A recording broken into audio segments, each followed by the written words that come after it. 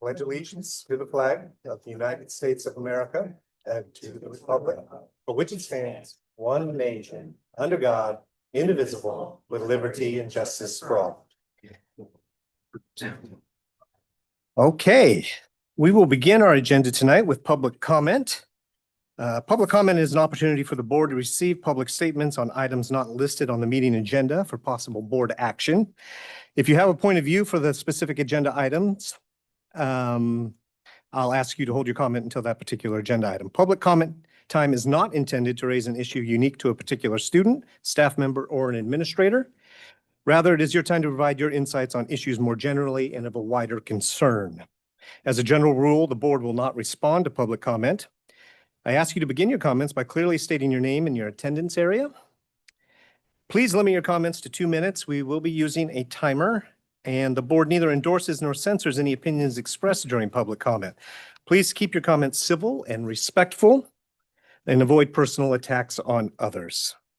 In a place of applause, you can acknowledge a speaker by lifting your hands and wave in a waving motion like this. And we will start public comment with those in the room, then go to those whose hands are raised in Zoom.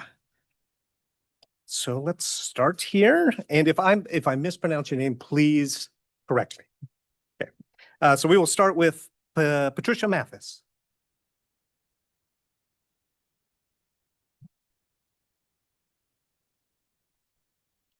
Hi, is it on? Yeah. Okay. I'm Patricia Mathis. I'm here from the Liberty High School attachment area. I'm going to read this because it's very emotional for me, so I'll apologize in advance. I'm here tonight to address the board to ask you to drive for change. On January 13th at 8:15, we received a message from the principal via an email about a threat. I followed up with my child, the teachers, and the principal.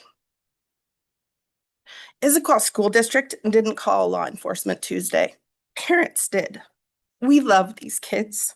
Studies show that a supportive environment and gun locks prevent school shootings. I'm asking the board to analyze the current plan. I don't need the same polished message. I need a clear explanation. I need to know that law enforcement has been notified and they can enforce an extreme risk protection if needed. Terrorizing loving parents with pre-prepared standard templates doesn't feel like a supportive environment. And not engaging law enforcement certainly isn't going to get a gun out of the hands of a child who needs help. I beg you, please don't tell us to trust you. Show us that we should trust you.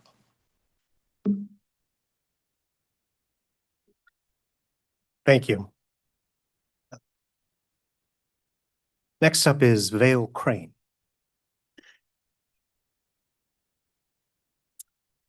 Hello, my name is Vale Crane. I'm in my 30th year teaching math at Issaquah High School. I'm here today to address the OE 14 monitoring report discussed on January 15th. On page 8, section 4.3, it states that the instructional program should offer students opportunities to develop talents and interests in specialized areas, including accelerated courses that lead to equitable learning opportunities beginning in 9th grade and access to unique opportunities, college in the high school, and advanced placement at all comprehensive high schools.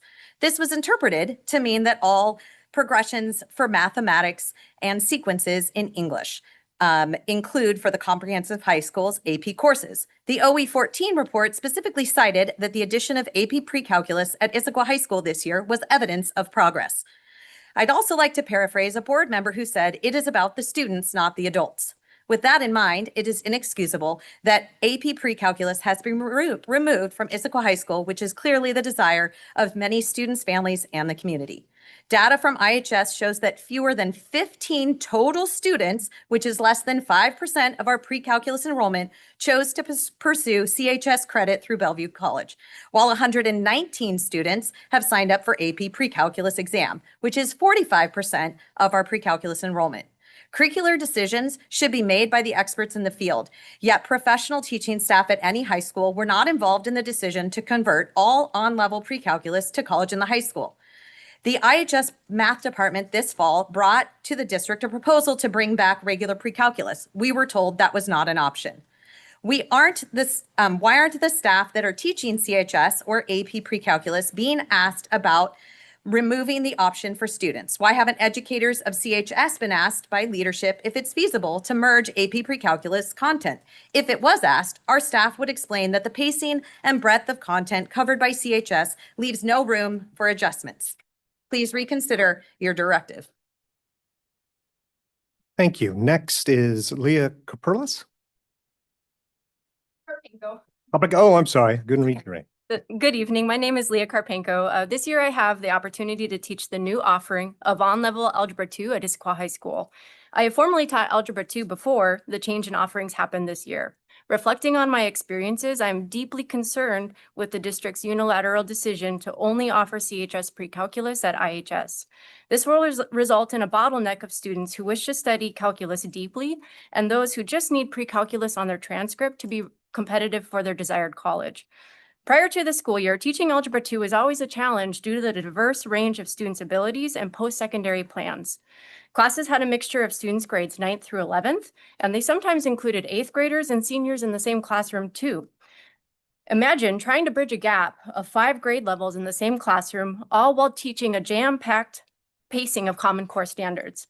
If that isn't hard enough, imagine doing that at a level so that all students could take pre-calculus their next year. The single offering of Algebra 2 created a bottleneck, resulting in a lot of challenges for students. This year, the new offering of on-level Algebra 2 has been a great decision to support students by introducing more pathways. Students with no desire to study AP Calculus or major in STEM can still meet the NCAA requirement of Algebra 2 for being university ready mathematically. Students who do want to study advanced math classes can opt into Advanced Algebra 2. I applaud you for adding more pathways to equitably support students. But please learn from this case study of pathways for Algebra 2 and the former bottleneck. Listen to my colleagues who will talk about how important it is to have the choice of AP Pre-Calculus for our advanced students. Honor page 13 of your OE 14 monitoring report from 2 weeks ago that uses the addition of AP Pre-Calculus at IHS as evidence of meeting OE 14. Thank you. Thank you. Next is Rochelle Eisenberger. Hello, my name is Rochelle Eisenberger. I'm an Issaquah High School math teacher, and I'm here to talk about AP Pre-Calculus. I've taught pre-calculus every year at IHS since I was hired in 2004. That's about 1,600 pre-calculus students over the last 22 years. I confidently say I'm an expert in this field. AP Pre-Calculus at IHS in its first year is hands down the best preparation we have offered our students who intend to take calculus-based courses. Over the years, we've tried to adjust our on-level pre-calculus to better meet the needs of the college-bound students and also for those that do not want to be AP-bound. The scope and sequence for AP Pre-Calculus does not cover the breadth of the Bellevue College course content. Instead, it adds rigor and depth in essential topics like rates of change, algebraic manipulation of functions, and communicating the why behind the mathematical phenomenon. This is far more than any pre-calculus course goes in depth in Issaquah School District or Bellevue College. I have also taught calculus at IHS for the last 13 years. I am so excited to see this group of AP pre-calculus students transition to calculus. This group demonstrates depth of understanding, strong communication, more than I've ever seen in my 22 years. Removing AP pre-calculus is a disservice to our students. Currently, we have 4 sections of AP pre-calculus students and invite you to come and meet those students and see the rich learning opportunities they have. And if your decision truly is based on student experience, please know that I am one of your students. I excelled at Liberty quite a while ago, earning A's in math through pre-calculus. And then I struggled when I got to AP Calculus and I did drop the course my senior year. If I had access to stronger pathways earlier, I believe I could have completed calculus in high school instead of waiting until I got to college. So as a former student and an experienced educator, please hear this. Don't take this opportunity away from the ISD students. They can push themselves and be better prepared for future calculus-based courses. Thank you. Thank you. Next is Ben Reed.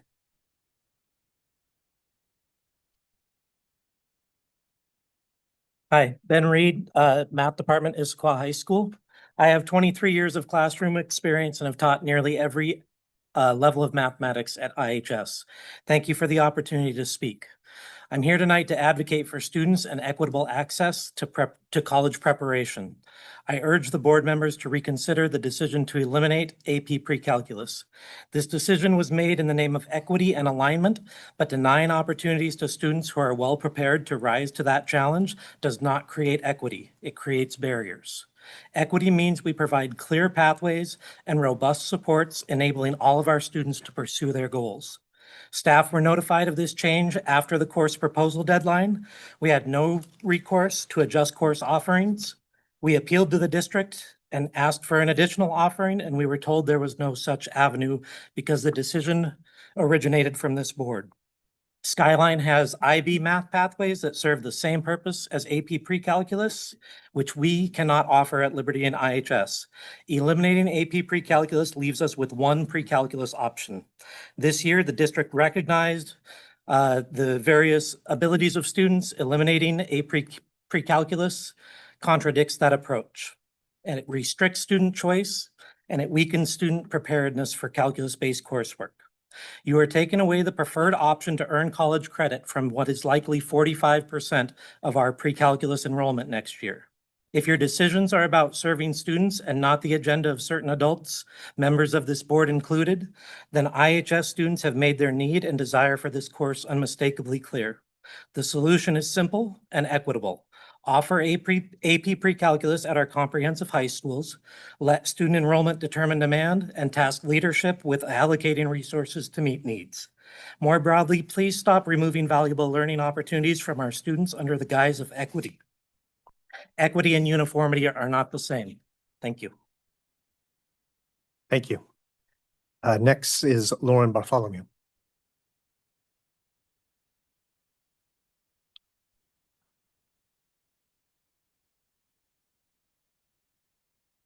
Good evening. I'm Lauren Bartholomew, and I'm here to talk about High School 4, which you guys have on the agenda again tonight, and I'm super excited to see this conversation continue. When I went to review what you guys are going to review tonight, I had a visceral reaction and a little panic, having advocated for this high school for 12 years now. Seeing that it may be a choice school, I think is a choice word that doesn't feel good. It feels exclusive, not inclusive. It feels some, not all. It feels small classrooms. This doesn't change the experience of all of our high school students, and I'm concerned about that. So what I'm asking is that the board do what they have talked about for such a long time, for each student to be known by name, strength, and I forget the third thing, need. A specialty high school doesn't necessarily do that. I can dream big too, and I can dream with you, but it needs to, more than anything, relieve the crowding at Issaquah High School and Skyline High School.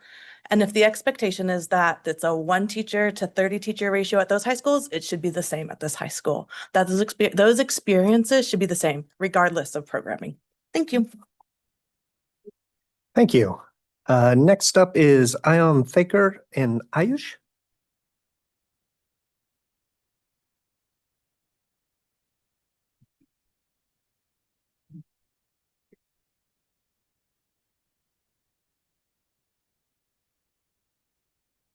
Hi, my name is Ion Sacker, and I go to Pine Lake Middle School, and I'm part of a local robotics team called Future Martians. I'm here today because students like me are interested in STEM and robotics, but we're running out of space and opportunities to explore it. Right now, the demand for STEM is growing. Robotics teams, coding clubs, and engineering programs fill out almost immediately. Many students are turned away, not because there's a lack of interest, but because we don't have enough space to support all these students who want to learn about STEM. Not for your concern, it's for the school. Most robotics teams start out of garages, borrowed classrooms, or temporary spaces. Some teams had to reject dozens or even hundreds of students. And others travel hours away just to practice on a regular robotics field. That's time that we could be using to strengthen our learning about collaboration and build. This isn't a motivation problem, it's an access problem. As our community grows and develops, we need learning spaces that matches the interests and ambitions of students today, not just traditional classrooms, but environments that include hands-on learning. What's up, guys? I'm Ayush. I'm also on the same robotics team as Ayan, and today we're asking you to consider making the new school a choice STEM-focused high school with a district-wide tech center open to all students and robotics teams. Imagine a shared space with robotics shops, computer science labs, maker spaces, and 3D printers, which are collaborative classrooms and open areas where students from different backgrounds and interests can work together. This new STEM-focused school wouldn't just support robotics. It would support creativity and innovation across multiple different disciplines. A STEM school and a tech center would also support equity. Right now, there are classrooms full of kids who want to do robotics and don't have the resources to do so. This would level the playing field and give every student access to high-quality STEM experiences. The smaller footprint of the new school, it isn't a limitation. It's an opportunity to think differently and design intentionally. With all that said, our community is ready to help. We've spoken to so many parents, engineers, mentors, and even local companies who want to partner with the district to make this successful. You know, we're asking you to be bold, to listen to the students, and to invest in a future-focused school that reflects who our community is and where we're going. Thanks for your time and support. Thank you. Next is Molly Peterson.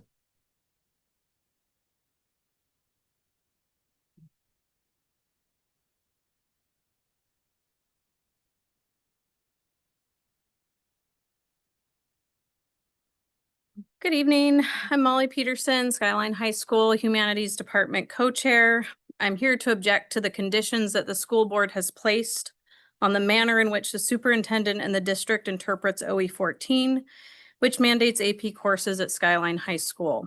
I was informed by my principal last week, and it was further clarified by Rich Mellish from Teaching and Learning today, that the district is being required to interpret OE 14 in a manner that directly leads to the elimination of Skyline's block model starting immediately for the 2026-2027 school year. The decision by the district to eliminate the integrated learning model, known as the block model, to meet the demands outlined by the board has been made without teacher, student, or family engagement. Let me be clear, this is a fundamental alteration to the way humanities courses are structured at Skyline. Students will no longer have the choice to pursue integrated learning as a pathway to success. As a total aside, the building was physically, literally designed for this method of instruction. I object to this decision. I am sorry to all the Skyline families who will find out about this terrible loss in just a couple weeks when they go to sign up for their classes and their students are unable to register for the classes they had been planning to take. I am asking that you change your conditions for the implementation of OE 14. Let us work together to offer students the right kind of choice. Thank you for your time. Thank you. Next up is Steph Tolanen.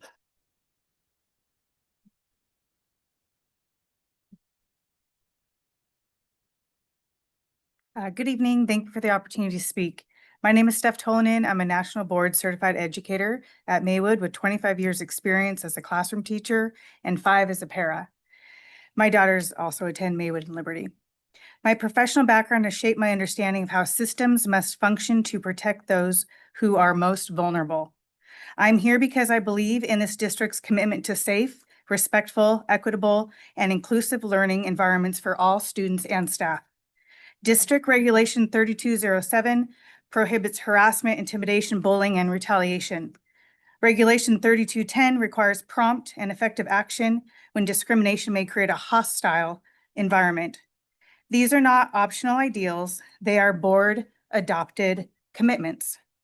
Yet since 2023, families, students, and staff at Maywood continue to report serious behavioral and safety concerns that are inconsistently addressed or just dismissed, particularly when harm occurs across student groups and staff. This reflects system-level gaps in supervision, implementation of behavior plans, reporting, and follow-through. When reports are minimized rather than fully investigated, truth erodes, fear of retaliation grows, and students and staff experience ongoing anxiety and distress and report feeling unsafe. This is not about individual incidents. It is about whether our district's values are upheld in practice. I respectfully ask the board to ensure families and staff can rely on clear and trustworthy reporting, that district policies are followed consistently, and that a neutral third party reviews the evidence, verifies compliance, and tracks outcomes over time so problems are actually fixed. This duty of care is written into policy and grounded in the public trust you hold. Tonight, I ask that it be fully met. Thank you for your time. Thank you. Next up is Michelle Bennett.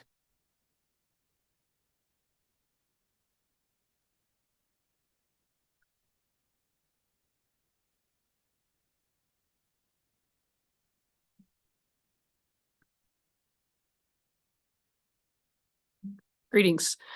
My name is Michelle Bennett, and I have 3 students in the Issaquah School District, including 2 at Maywood Middle School. I'm writing to formally raise serious concerns regarding student safety, discipline, and the overall learning environment within our school. I've worked as a law enforcement officer for the last 35 years, and I'm surprised at many things happening at my children's school.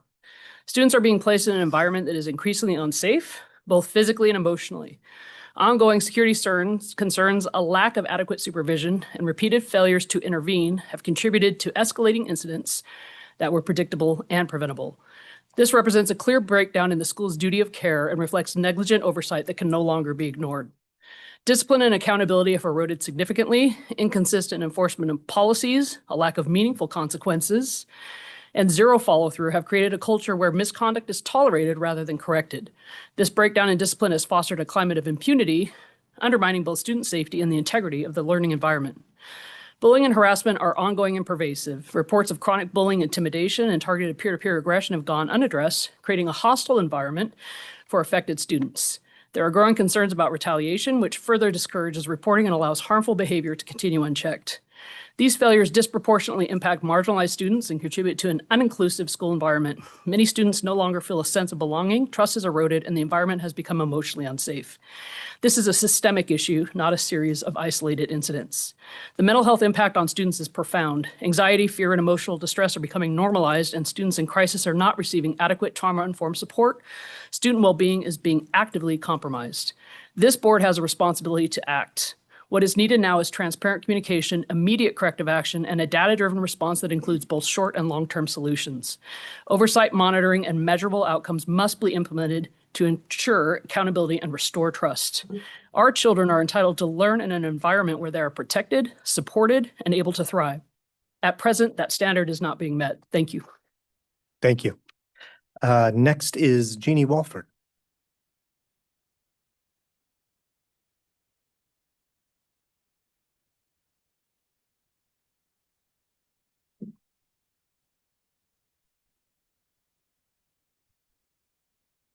Good evening. I'm Jeannie Walford. I am a parent. Had a student in this district since he was in kindergarten, and now he attends Maywood Middle School. I also have 29 years as a career law enforcement officer and express some of the same concerns as Michelle. I'm speaking today because I'm deeply concerned about the ongoing threats and bullying at my child's school. And what I see is a lack of consistent administrative follow-up for when these issues are reported. No child should go to school feeling unsafe, yet repeated incidents of bullying and threats have created an environment where students and families are very anxious, unsure of whether or not the concerns are being taken seriously or resolved effectively, to the point where they're actually calling law enforcement before their law enforcement is aware of a situation at the school. When reports are made, meaningful action does not follow, and it erodes trust. And students are left feeling like nothing is being done. I am worried about my child's safety, but also about the safety of the school, the teachers, and the other students at the school, and the staff as a whole. Schools must be proactive, transparent, and accountable when it comes to threats and bullying. Clear communication and timely intervention and consistent enforcement policies are essential. They're not optional. I'm asking the board to ensure that administrators at Maywood are held accountable for responding appropriately to these incidents and that safety protocols are reviewed and enforced, and that parents are informed when concerns are raised and addressed. Families need to know when we speak up, our voices matter, and we want our children protected. Our students deserve a learning environment where they feel safe, supported, and heard. I urge the board to take these concerns seriously and take the steps to address them. Thank you. Thank you. Did I miss anyone? I feel like I may have missed someone. Did anyone in the Camille? Right? Yeah. Someone else? You were on the list? Come up to the podium and introduce yourself. Sorry.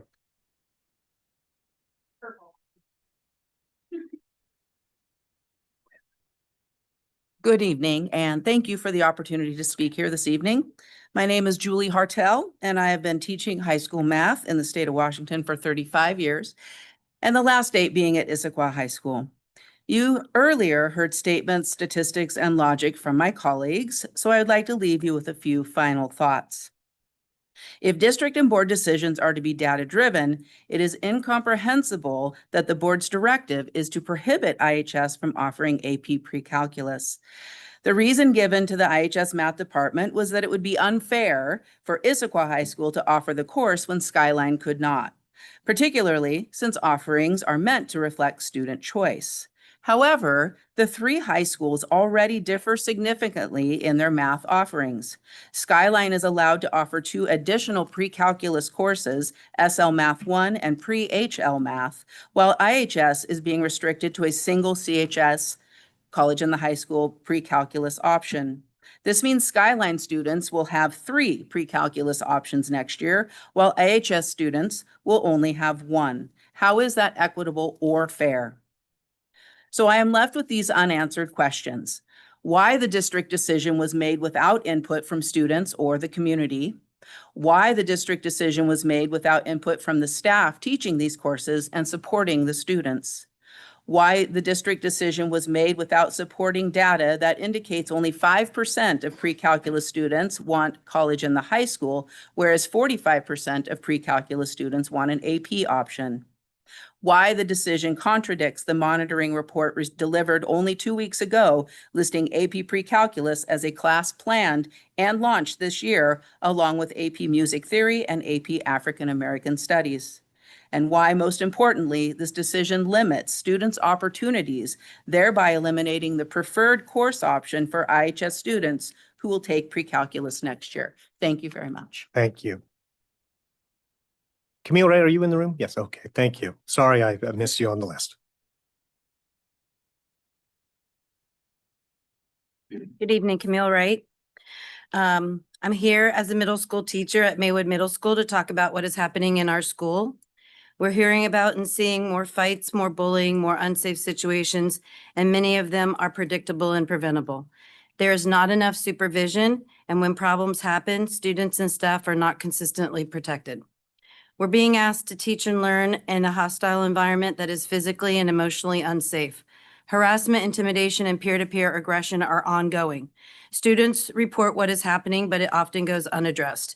Many are afraid of retaliation by their peers, so they stop speaking up. Targeted students are left in classrooms where they feel threatened instead of supported. Staff are also placed in unsafe situations without clear backing or consistent response. Discipline is inconsistent. Some behaviors have consequences and others do not. Policies exist, but they are not being enforced. This lack of follow-through has created a culture where bullying and disruptive behavior are tolerated and misconduct becomes normal. That puts both students and staff at risk.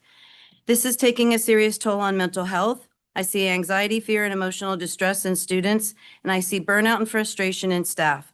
Students who should be focused on learning are focused on staying safe. We talk about trauma-informed care, but students in crisis are not receiving it in a meaningful manner. This is a systematic issue. It requires clear expectations, consistent consequences, and transparent communication. We need immediate action and long-term plans with oversight and measurable results.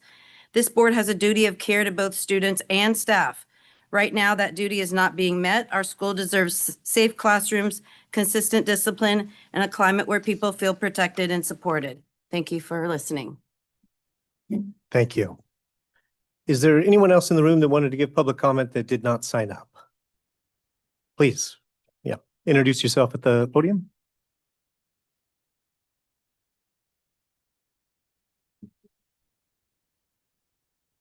Good evening, everyone. My name is Ashley K. Smith, and I have two sophomores at Skyland and a previous graduate. I am, excuse me, I am commenting on asking you to revoke the idea of, I don't know the actual term, the UEI or something. It was something you said, UE, I don't know, I think.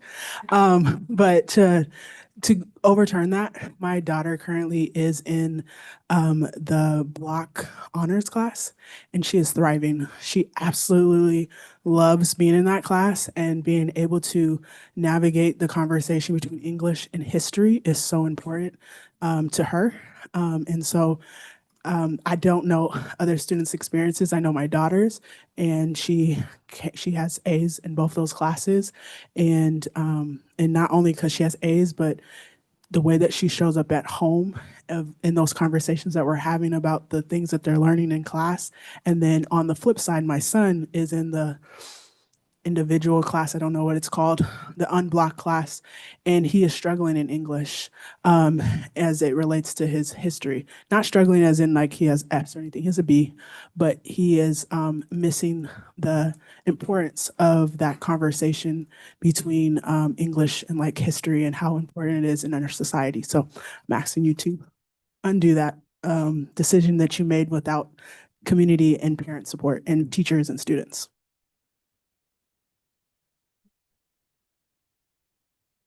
Yeah. Stephen, is there anyone on Zoom? No public comment. Before I close public comment, I've neglected to open with an agenda item, which is to state that January is School Board Recognition Month, and Superintendent Talyek will read the governor's proclamation. Great, thank you. As a preface to the proclamation, I do want to, on behalf of students, families, and staff of Sammamish, Issaquah, Newcastle, Renton, Bellevue, and other parts of King County that make up the Issaquah School District, I want to thank and appreciate the Issaquah School Board for your dedicated and unwavering service to excellence, innovation, and student success and belonging. And now I'll read the proclamation. Proclamation for the State of Washington states, whereas the mission of Washington's public school system is to ensure that all students achieve at high levels and possess the knowledge and skills to be responsible residents of democratic society and enjoy productive and satisfying lives. And whereas Washington's 295 locally elected school boards and 9 elected educational service district boards are the core of the public education governance system in our state. And whereas the districts and regions they lead serve more than 1.1 million students, have a combined annual budget of over $16 billion, and employ approximately 120,000 people. And whereas school directors play a crucial role in promoting student learning and achievement by creating a vision and establishing policies and budgets and setting clear standards of accountability for all involved. And whereas school directors are directly accountable to the residents of their districts and regions, serving as a vital link between members of the community and their schools. And whereas school directors and educational service district providers provide a passionate voice for advocacy for public schools and the welfare of school children.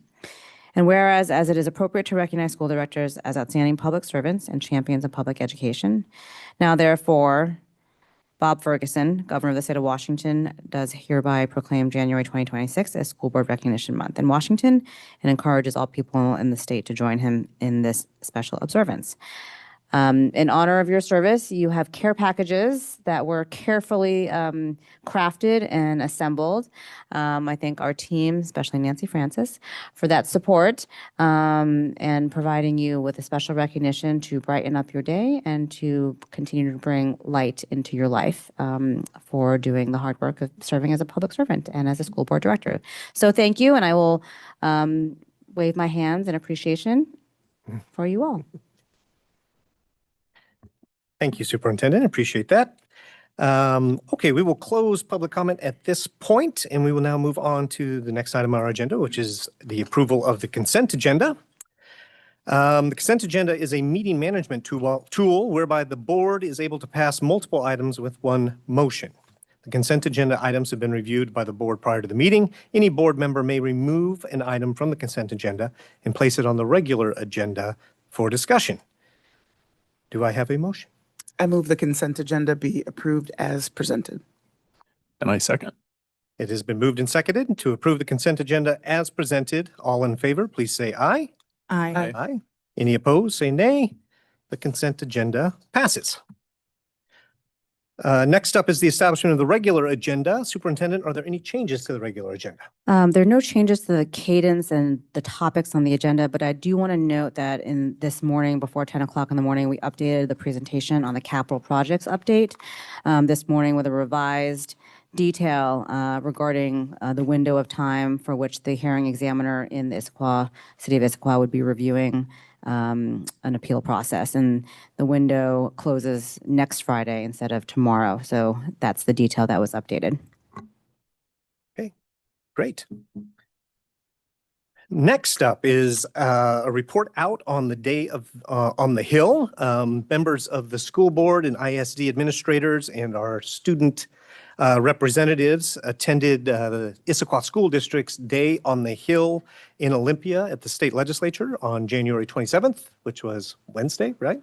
Tuesday, the 27th. And now we will report out on our experiences.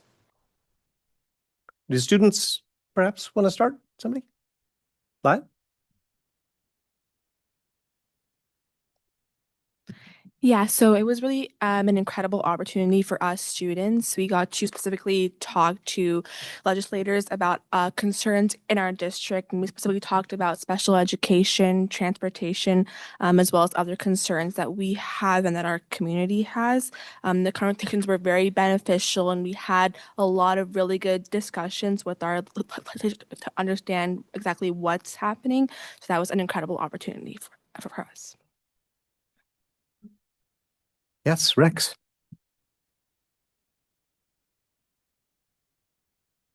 Yeah, I just wanted to share a similar sentiment. It was a wonderful opportunity that we had. Each of us as student reps, we got to learn a little bit more about a specific legislator and learn a little bit more about their background, their specific interests, and we were able to build personal connections, which I really enjoyed. I really appreciated seeing the personal side of the people meant to represent us to the United States government. And I was just really appreciative of the whole experience. Great. Micah.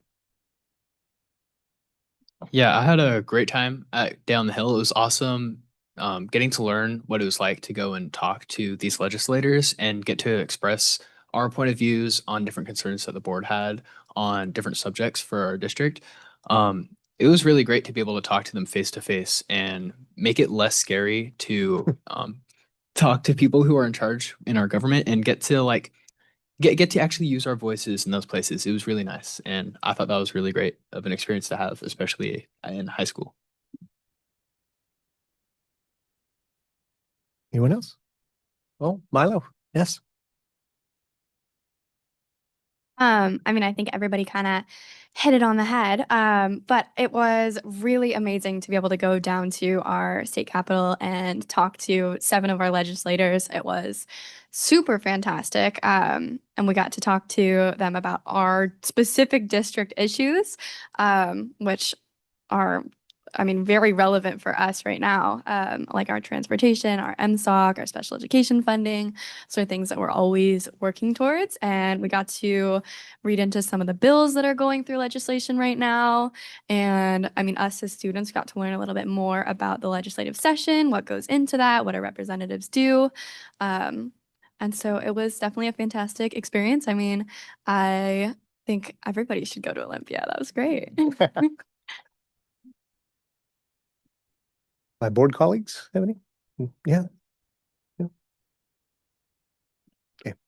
Director Anderson. So this was my first time going to the Capitol building. I really enjoyed it as much as I'm sure the students did. We trekked around about 5 miles around the Capitol building, going back and forth. I think the highlight for me, the picture came up earlier, we got to go to the Senate floor, or not the floor, but look down at the floor. And so meeting Senator Victoria Hunt there was really neat. The student reps did a fantastic job presenting to all the legislators. I couldn't have done this at 17 like all of you did, so great job. Thank you to Director Coyne and Mullins for getting them prepped for it. The personal stories that you guys shared, I think, really hit home with the legislators, so great job on preparing for that. Because this is a short session, I think coming in with our asks was a little bit difficult for them because they're, having to address the entire state's budget problems. But we're very lucky to have the representatives that we have because they come from school boards, they come from our city councils, and they're really our partners in Olympia. So I think strengthening our relationship and our partnerships there goes a long way. One thing President Taylor really pushed on with the legislators is hoping that someone will put forth or sponsor a bill to address the retail sales tax on temporary staffing services. I think you brought that to every single one of them that we talked to. And that's part of the big three that I talked about in our last board meeting. So I was really glad that we were pushing that because someone needs to do something about that and get us exempt from those sales taxes. So that was my experience. Thank you. Director Coyne. I'll just probably, second what Director Anderson said and what our students said too. I have such huge respect for our students. They did such an amazing job speaking to our elected officials in Olympia. I also want to note too, I realize that not everyone gets the experience to go to Olympia and walk through the Capitol building and meet with our legislators. And, I think oftentimes I reflect on, gosh, it just seems like our elected officials should be able to flip a switch and just, help us with education funding. But when you're in those halls, the amount of people that are there. I mean, we only had 15 minutes with each of our elected officials. Their days were full. It wasn't that they didn't want to meet with us longer. It's just that they're meeting with so many other constituents and a lot of different interest groups. So there's a lot that they have to weigh out. And I think, again, that's why it is complicated. Obviously, education funding and support for education is hugely important. But I do know that they're weighing out a lot when they make those decisions and appreciate all that they do. And as Director Anderson said, it was fun because many of them obviously have connections to our school board, to some that actually graduated from our schools. So it was fun to be able to make those connections too. So fun day. Director Mullins.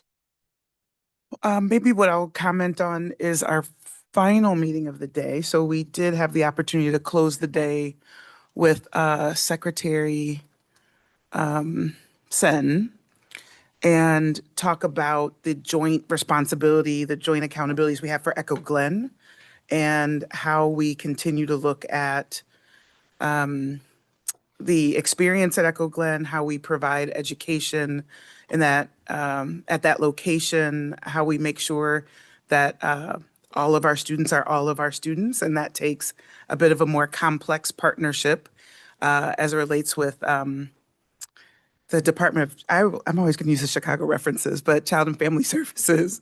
But it's really encouraging 6 years later to see how that partnership has grown, to see the openings and the openness to how we can continue to improve the services that are offered at that location at Echo Glen, the process by which we do many things in our programs at that location. So I think that was a really, really important conversation. We talk about many things in our district, but it is great to make sure we're spending time on Echo Glen because those are our students as well. I just say personally, 6 years in, it is very different going down to Olympia now that I'm like the old, one of the old people in this crew, and watching those relationships build over time and how we navigate that. It's very rewarding to see our student reps and their preparation and their engagement with each of our legislators, as I shared with them, they are the celebrities in this conversation, and to treat the meetings as such. Their perspective, their experience, and how it relates to how we fund schools is really important, so that legislators not only are looking at the numbers, but at the stories behind those numbers. It's obviously, we have deep shortfalls in their state, but specifically in our district, on how we fund special education, how we fund all of our kind of operating services that are all impacted by the same inflation that all of our households are impacted by, as well as how do we fund all the transportation over 110 square miles in the district. So really grateful for those conversations, really happy to spend some time on Echo Glen, and really proud of our student reps. I like experience, not old.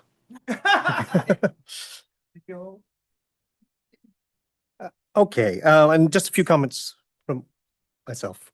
First of all, just wanted to let the public know that we had an opportunity to actually meet with 7 legislators, which was fantastic. All 3 of our legislators from the 5th Legislative District, all 3 from the 41st Legislative District, and then Representative Burquest as well. So a thank you to all of them to make the time for us.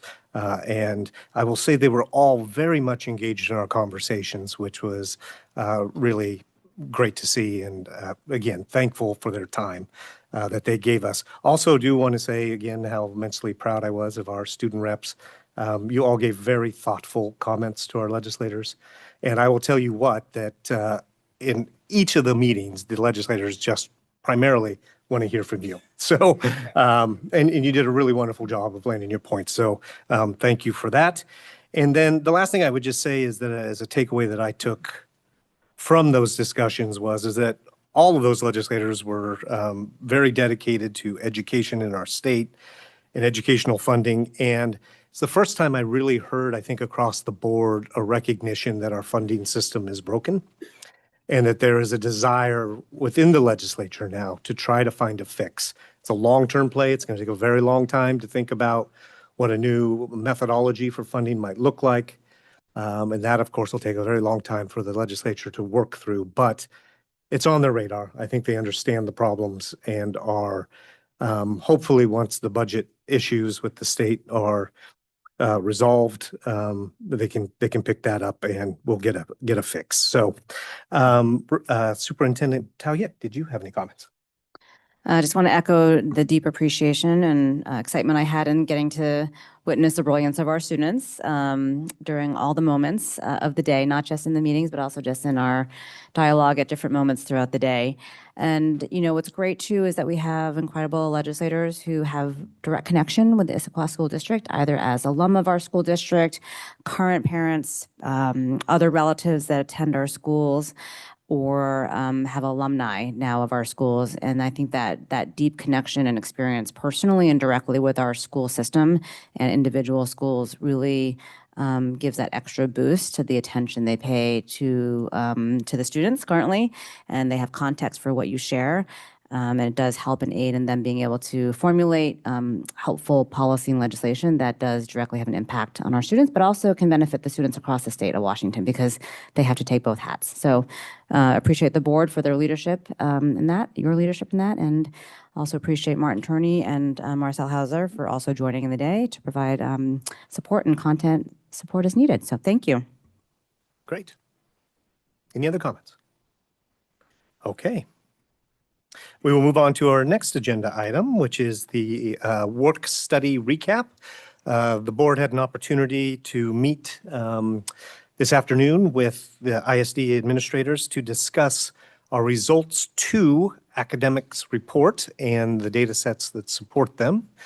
And I will now open the floor for any comments. Well, I should say, actually, we discussed 2 topics. We also discussed the new high school and an update on the new high school, but we're going to have a discussion about that a little bit later in the evening, and we will recap that discussion then. Anybody like to comment on results 2?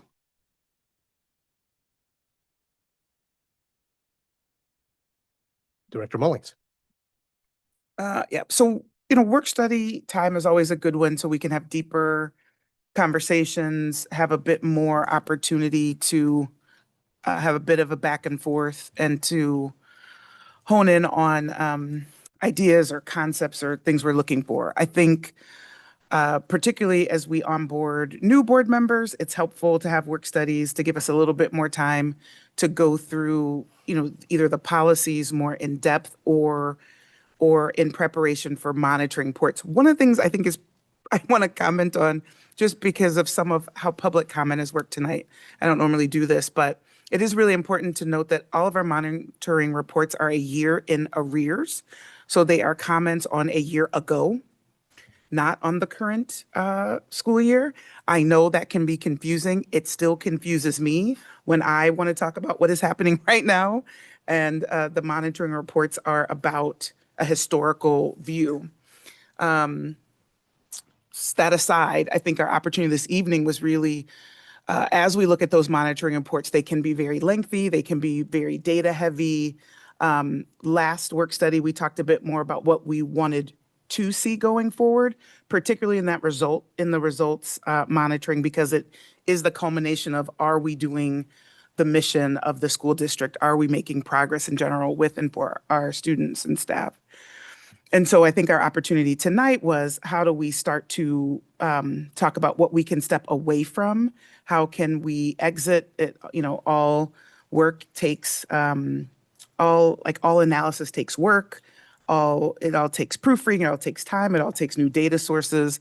And so I think tonight was helpful in at least starting the conversation of what can be taken out, what is no longer serving us, what are the most important things to look at as far as our results go. So always helpful conversations.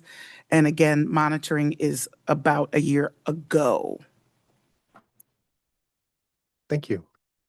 What else? Yeah, I will just add to that point too, that, I think over the many, many years, the administration's done a wonderful job of providing us information when we ask for that, data sets, collecting different kinds of data that we can analyze. But over the last many, many years, we've asked for a lot. So this was an opportunity to really start to think about what are the really important indicators that we want to look at when we're talking about academic achievement in the district. And it was a good conversation in that regard. Superintendent Talyik? As we continue to prepare for the actual monitoring of results 2 coming up at the next board meeting, it was just a helpful opportunity to see if there was any other lingering questions from the work study that happened earlier in January, and to partner on what matters and what's helpful for evidence, and also ask additional clarifying questions, because there will always be questions, and I think it's good to make sure that we get to surface those along the way. Great. Okay. Moving right along. Next up on the agenda is works in progress, and I will turn it over to you, Superintendent. Great, thank you. I'm going to start by talking about what we're hearing from our work and efforts to support the levy with information and engagements across the district. Since we don't have a formal update on the levy right now, I thought I would take this opportunity to talk more about that as a beginning topic. We've done extensive outreach and really heard a lot of feedback from the community since the fall. And I said before in other updates that we were planning to have more than 60 meetings, but now we've had more than 60 meetings across the community. And a lot of common questions are coming up around what happens if the levies do not pass. And the answer is pretty straightforward, that these renewal levies do work together to fund our core operations. If any one measure does fail, the district must backfill that loss from the general fund, requiring significant reductions that would impact every single student. As a reminder, these are renewals, not new taxes, and they do fund basic education that the state does not fully cover. Current funding from existing levies expire by the end of 2026. These were based on identified needs and do not request the full levy authority. Again, not a new tax, and we do not project an increase in the tax rate, and that these are not being used to build any new facilities or schools. And the levies do fill a well-documented gap in state funding. For the EPNO, or Educational Program and Operations Renewal Levy, it supports basic education needs, which is about more than $70 million each year to fund nurses, counselors, security staff, substitute teachers, custodians, academic supports, underfunding, funding the backfill for the underfunding for special education, athletics, clubs, and more. Topics come up around strong fiscal stewardship and transparency, and we do take that very seriously as we are stewards of public dollars. We maintain one of the strongest credit and bond ratings among school districts in the state. We keep our administrative overhead among the lowest in the neighboring districts. Each year since I've been superintendent, we've also strategically aligned our spending to student needs, are very budget conscious, and implement lean and efficient measures to reduce waste. We've talked a lot about in all the budget meetings for the past couple of years since I've started about the start, stop, and continue method as we look at budgeting overall. Our work is regularly reviewed by state auditors and guided by community oversight groups such as the Capital Projects Oversight Committee and the Financial Advisory Core Team. And these reviews and controls help ensure funds are managed responsibly, transparently, and in alignment with community expectations. Also, community investment does have a very clear action step for us. As with every election, we remind registered voters to participate in the democratic process, modeling civic responsibility. This is important as we prepare all students to become engaged citizens and civic engagement, as stated on our wall, and future community members that contribute beyond being a student. All ballots have been mailed. Residents may register through February 2nd online or in person by February 10th. Must return ballots by February 10th. I think a drop box is a very effective method for using that, as that we've talked about and reminded people of. And all of this information is available at our website, and it's one of the first sort of tags on the website itself. And then there's been a series of great stories that we've been talking about, just to remind ourselves that it's really the people behind the work that these levies do support, and making sure that we are reaching and teaching all of our students in an effective manner and supporting our staff as well.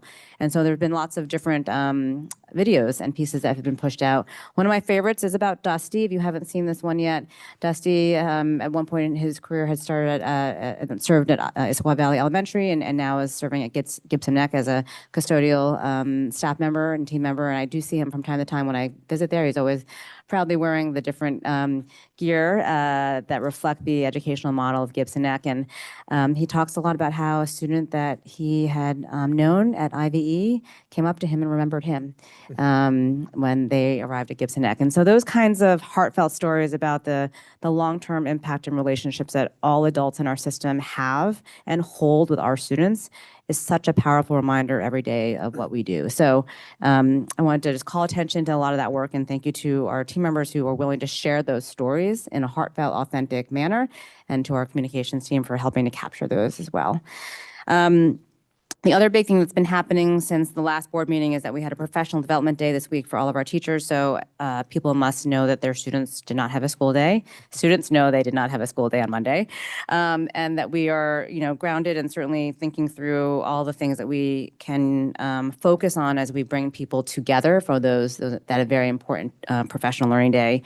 Monday's Teacher Professional Learning Day reflected, our efforts and really incorporated the newly adopted Portrait of a Graduate to ensure that every student leaves our district prepared to learn, adapt, and thrive in a changing world.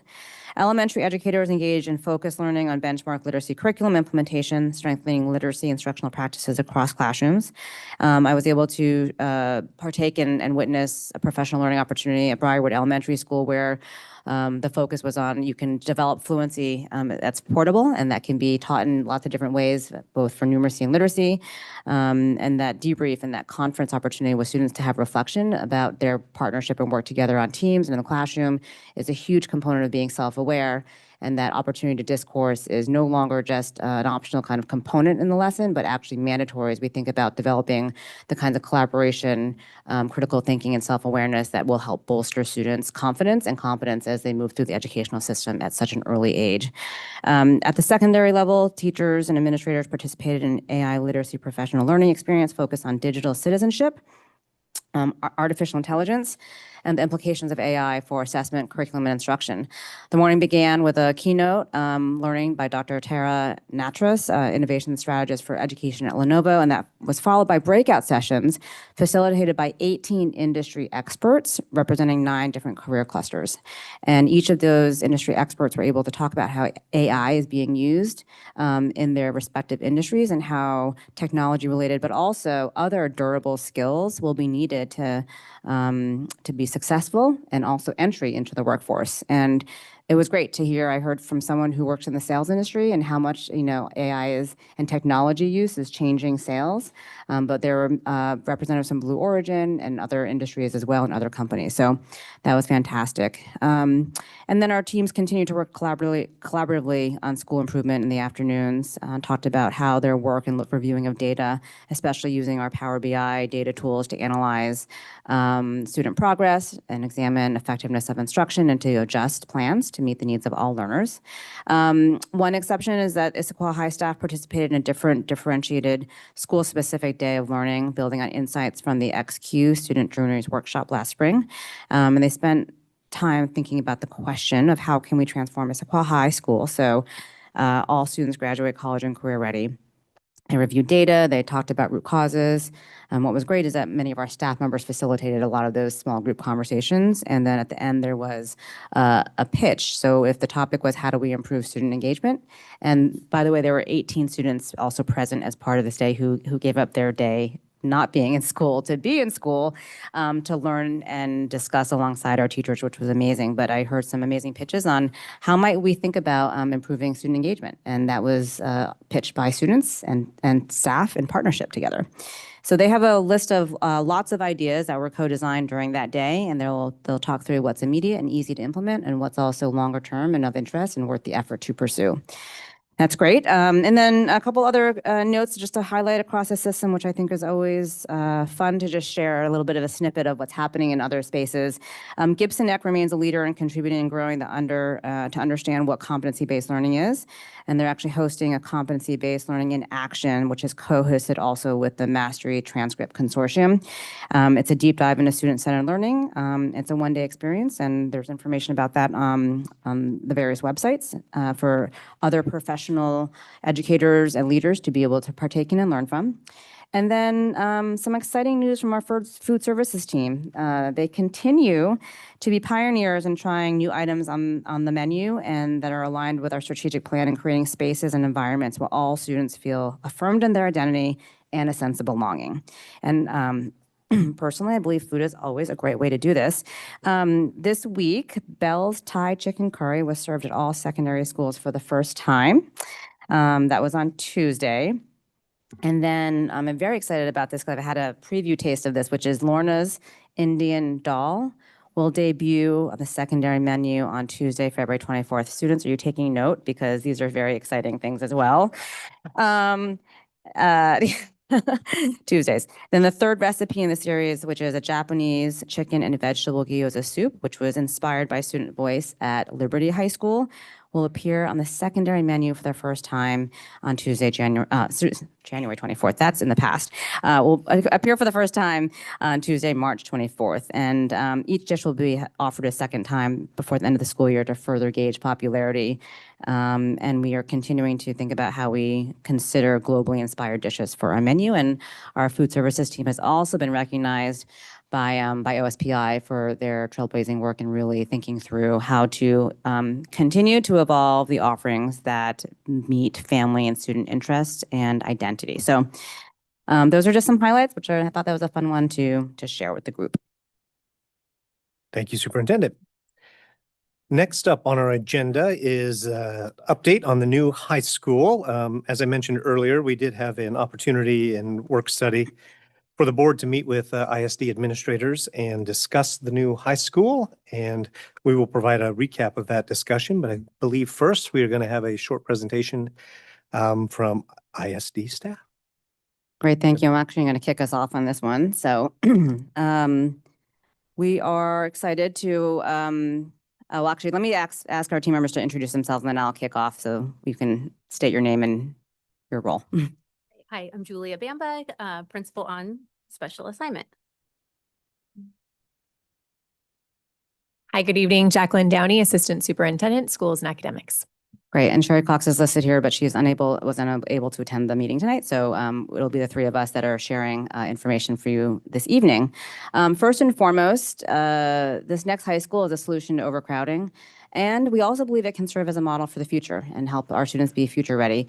This is a recap of what was determined last spring in terms of our work going forward to be able to move forward with not the full plan, but a smaller version and smaller footprint for the school to serve up to 700 students. So that was what was decided and determined last spring to move forward with the money that we have available to build partial building. And then last meeting, we talked about how this next high school will initially launch as a choice school. And that choice school, I want to make sure is clear. There's lots of different terminology uses for the word choice, but and we do have an example of a choice school already, which is Gibson Neck. And this is meant to serve as a site that has really focused programming that we will continue to explore with our community and offer things that are not currently offered in depth in our school district, as well as ensure that we have the opportunity to provide that option for students in a very specialized and or selective manner. And so we'll hear from the board about some of the recap of discussion when we get to that section. But we are eager to move forward and continue to start to do further engagement. We've been doing it along the way, and you'll hear more about that. And then these are just the potential pathways that continue to serve as very high interest in our community and serving as inputs, right, as we continue to provide and get testing and input from our community. I do want to highlight in particular that environmental sustainability, which does include agricultural and technology, because those do go hand in hand right now and will continue to, but also networking, cybersecurity, and robotics and engineering are offerings that we don't have as much robust pathway programming for. And so this is an opportunity to really think about the unique offerings that we need to continue to build out that can be made available through this for the entire district as well. So our purpose right now is really to just review context and history, share current progress, gather feedback on some high-level parameters and guidance from the board that recap also the work study and help with how we will go forward with our design and engagement process. I'll be very brief on this, where we've been. It's been a 10+ year timeline. So the goal is to open as early as fall 2027. That's what we've been saying based on, current plans, and we are going to take every single step at a time, and that's our goal. We have also been taking lots of inputs, research, and engagement, and done lots of engagement over the past 3 years in particular, as I've stepped into this role. Lots of different mechanisms for gathering feedback. On this next slide here, you can see the different efforts. A lot of it also came up during the strategic plan. So I would be remiss if I didn't talk about these 3 years worth of data gathering and input. And data has both been in terms of hard data, but also qualitative data. And also understanding there have been massive shifts in sort of the workforce and technology that we are also taking into account as we move forward. This is a summary of that. And Julia, do you want to step in on some of these engagements this year that have been happening and are underway right now? Yeah, I'd love to share more. We've been working really hard to engage and elevate student voice throughout this year. You can see some of the engagements that we started this summer with some summer school students and then have continued with this. I also want to point out we have a Student Voices project, which is in process right now. And so our student board reps have been engaging with, they've had conversations with over 50 students, and they're currently in the insights and uncovering insight process of that. And so we're excited for them to be sharing out an engagement report based on their student conversations. And then a couple other really fun ones, just having student conversations with small groups, really casual. And then, of course, our micro school and our career start pilots, what are informing small project-based learning environments, as well as how we can continue to expand our career-connected learning. Mm-hmm. Thank you. We've relied on actually the good graces specifically of many different partners and institutions that have and are leaders in the work, but also provide additional capacity. These partnerships and collaboration for us have been in many cases, most cases, pro bono work at a high value to our district, bringing expertise in facilitation, exposure to new ideas, wrestling with how you think through different design pieces, and showing proof points of what's possible in lots of different ways that align with our values and our direction. In many cases, some of the work has come in the form of grant funding directly to us or a co-investment of learning experiences. And so that value is very high, and there's been a good return because there's a phrase, steel sharpens steel. You want to be able to be with high quality individuals who help inform your thinking, but take that and make that directly applicable and take in the context of our own community, because our own community has very high expectations for what we are learning, but also preferences and needs for how we go forward. So I want to say it is about collaboration, and it's not over dialing on this, but we are adding capacity, making sure we're bringing the best ideas forward for us to be able to test and adapt and to use in our own space. As I said, we've taken a lot of also research and data from lots of different sources. Our board over time has also looked at lots of different data on post-secondary information, including how we think about living wages, post-secondary opportunities, where the sort of industries are going, and that is just additional helpful data for us to have. And finally, we are also anchoring and making that connection to the Portrait of a Graduate, which I'm grateful for the board for taking the mantle on and really helping lead on. So this is really helpful to think through as we consider what are the most important durable skills, as I talked about earlier, that will be helpful. And we are thinking about that close connection between making sure that our learning is relevant and that we are having that exposure to industry and preparing young people to be able to thrive after they graduate from our system. So building off of the Portrait of a Graduate, we want our students not just to meet high school graduation requirements, but to have those durable skills to lead the life they want to lead after they leave our doors. And so to really fulfill that promise, we want to look at what is our design in high school to cultivate those skills and prepare for post-secondary success and life success in our rapidly changing world.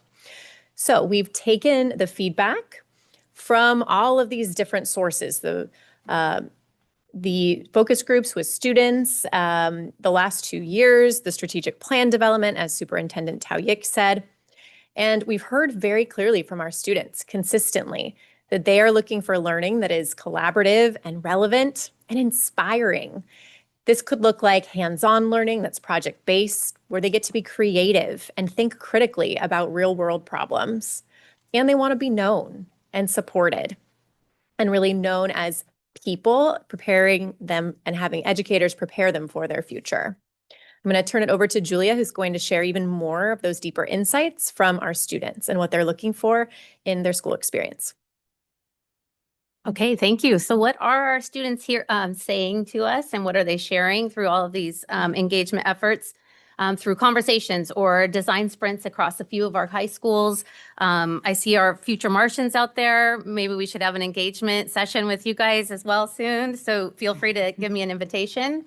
But we just know that overall, like our students genuinely, they love their schools. They really do. But they also are excited to have conversations and start to dream big. And so I just like to share a few highlights of some of those things when you push students outside of what they know of high school and what high school is to them, and what they're sharing about if they were to dream big or had the magic wand, what are some things that they're saying about their experience. I also want to share not only do they love their school, but they are so grateful to their teachers and the adults that support them, their peers. They just overall, their coaches, they really enjoy their experience. They'll share some things they don't like if you push them a little bit, but that's not their first go-to. They want to share things that they're really proud about. So first thing is just the learning environment and the spaces that students are in. They would love to see more creative, inspiring learning environments, hands-on technology, spaces that signal like we want you to be creative thinkers. We want you collaborating. We want to see teamwork, not just one classroom after another. So for us as a design team is thinking about how do we use the design of the building and set up spaces to signal to students that they should be inspired, that they should walk into spaces and have very positive energy. So we're really excited just as a team to keep looking into the design of the building as that comes together. The other thing is just students, I love hearing how much passion they have for one another and how much care they have for their, not only their peers and their friends, but their staff as well. And so just continuing to center on prioritizing our student wellness. Our students, they love to have a positive relationship with the adults in the building. They really love having like one or two, because once you have as like a 7-period day, sometimes having more expectations from adults and too many different routines can students are sharing that can start to become very overwhelming. It can also just be confusing to them. And so really centering on, again, those adult relationships and mentors. Okay, my favorite question to ask to kick off conversations is if school disappeared tomorrow, what would you miss? The number one thing, like the students don't even hesitate. They say friends. And then meeting new people. And then they kind of, that's immediate, like good energy. And then they'll step back a little bit and they say, oh, I also love learning new things. And I also love working with passionate teachers that are really fun and engaging. And they also love just having the structure and routine that schools provide. But number one, no question, friends. And so it's always interesting that we have school systems that often keep students isolated away from their friends. I will add to, there were a couple of data points that were shared in the presentation of the keynote speaker at the Monday Professional Learning session for our secondary colleagues that make this social connection and teamwork even more important. The data that we get back about how many close friends young people have now compared to X time ago, it has dropped, the number of close friends.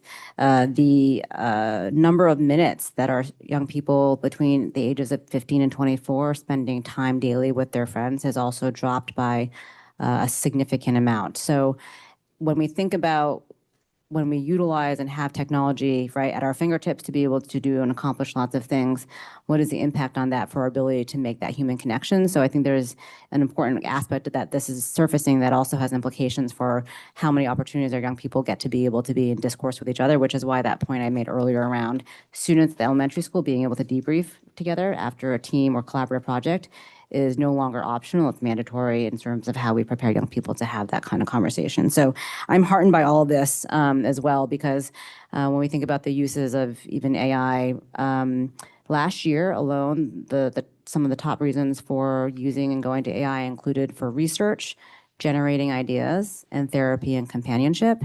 And now, a year later, the top one is therapy and companionship. And it's also about helping to organize one's life. And then I'm looking at my notes here. The third top reason is finding purpose. So as we think about social connections, it makes it even more important for me to think through how that is prominent in the experience for all of our young people, frankly. But it is coming up in the context of this conversation right now. Okay, and a couple more just highlights from the engagement efforts from this year. I chose these photos because I think they show the engaging environments and they show personalized pathways and different choices that students can have. But also thinking about the agency, the choice, and the personalization that I heard through these conversations is that students continually express the hope to get away from grade obsession and make school more about meaningful learning and growth and not just about the grade. And again, taking learning in the classroom and connecting it to the real world. Love this photo from our Maywood Community Micro School students. We took a field trip to the Gates Foundation not too long ago, and they made it up on the big screen. So it was an awesome time for the school to get out. And then we did several design sprints. And so these are just 2 prototypes of schedules to help us really start to think about how can we get away from a 7-period day and think about the chunks of learning and time a little bit differently, just to spark, again, new ideas and what could be possible with the design of a new schedule. And then I'm going to just share students are not afraid to share that they would dream of having a later start time, longer breaks, more flexible learning time, and then parking for everybody. So.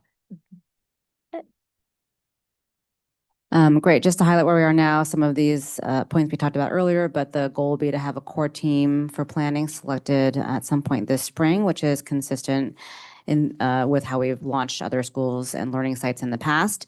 This would be a little bit earlier because this is a bigger footprint and a bit different from the prior schools that we have launched. Our facility work is in progress. And then when we think about our academic program foundations, we will, in the next slide, anchor on durable skills, the feedback we've been getting on career connected pathways, that we've previewed some really top options that have been coming up, how we think about connected integrated courses, additional experiences with real world experience and credentials. And then we've seen this before on the next slide, the facility design snapshot. It's a smaller footprint to start. Here's a sample of the types of spaces that we would have for learning. And then when we think about what's next, really this is where we sort of are able to hear from the board about the work study. And these are just starter questions for parameters that help us further progress in our process for developing different areas to test, to get feedback on, but also to get some guidance from the board on moving forward. So this is the opportunity, President Taylor, to pause, turn to you, and invite some discussion from the board. Okay. Thank you. Would any of my colleagues like to start with some comments recapping what we discussed earlier, or anything that's come to mind now? Oh, Director Anderson, please. I just have a quick question. So earlier in the presentation, it says there's 23 classrooms planned, and then in the facility design snapshot, it says 16, but then there's like some labs included. So is that what the 23 is? Or is it actually 23 classrooms and then the labs? Yeah, we're including, so this, how it breaks down is the 16 classrooms included, and then we have the labs and science labs. So those are all in the classroom count. Okay. Just highlighting the variation in those, trying to signal like they're not just standard classrooms. We have a lot of variety and flexibility within the design of the building now. We actually are at about 25 to 26 classrooms. There is a space that could possibly open into a larger space. So that gets us right at about the 26 classroom mark. Perfect. Thank you. Mhm.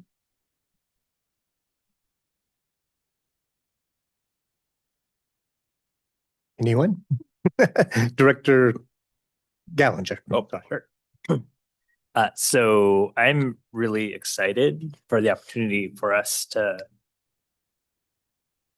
be able to think about what we want for students, and this allows us to dream for how we can provide students those career connected learning opportunities and building those durable skills that they will need for however many times they may change their career path. So certainly about credit flexibility, I would hope that we get as much flexibility as we may need, both on day one opening and as we develop and the school matures from the state board.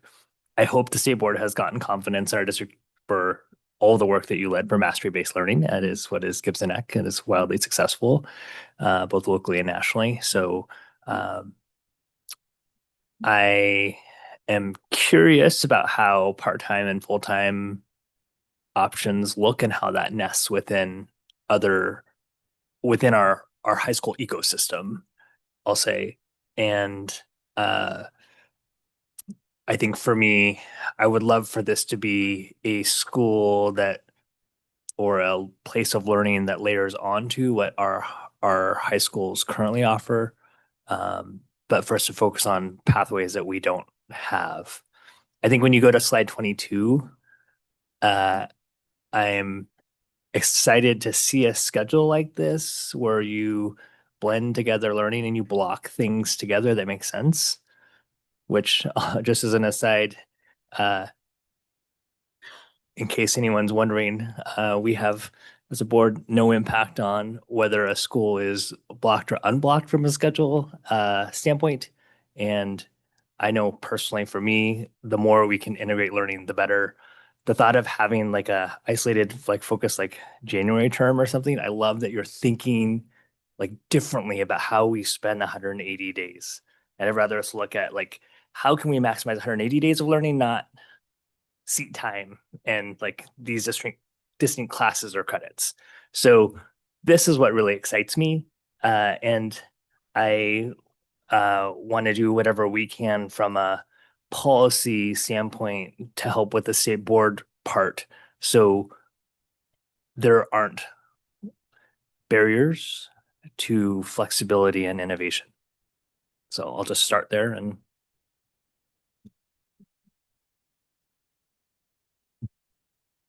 Director Coyne. All right, I will go. Thank you. Always exciting to talk about what's possible and what's next. And I think for a lot of people in the room and for folks on the line, hopefully they're also very excited about this. I'll just note kind of a personal reflection, then I have a question at the end. But, I think back 12 months ago and, we had to regroup in terms of how we think about this new high school. And I have always loved the concept. I know it's become very popular now, but this idea of scarcity and abundance. And I love how the district is really leaning into that abundance mindset around, again, what is possible and how we think differently and being in this, this crossroads that we're at.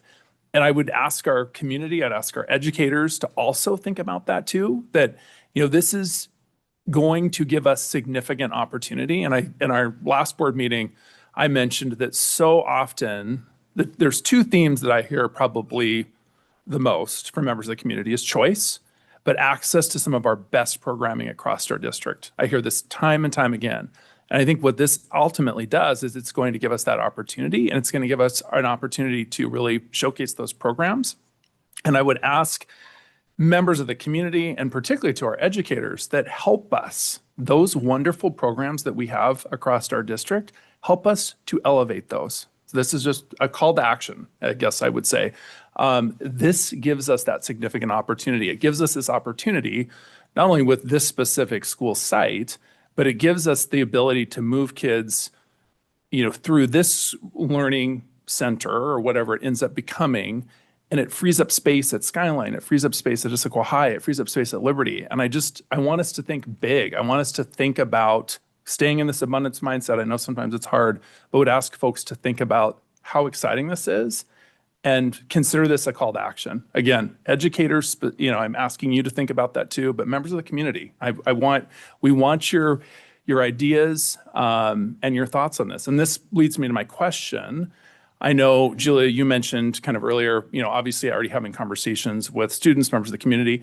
I know we have folks listening, we have folks in the room that want to share ideas. What does that look like? And maybe, I guess, that question, and then if you want to be a part of that core team, what does that look like if you're a member of the community?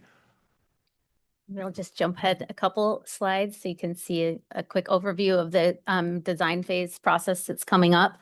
You can see we're ready in February and through March and April to engage with the community in different ways.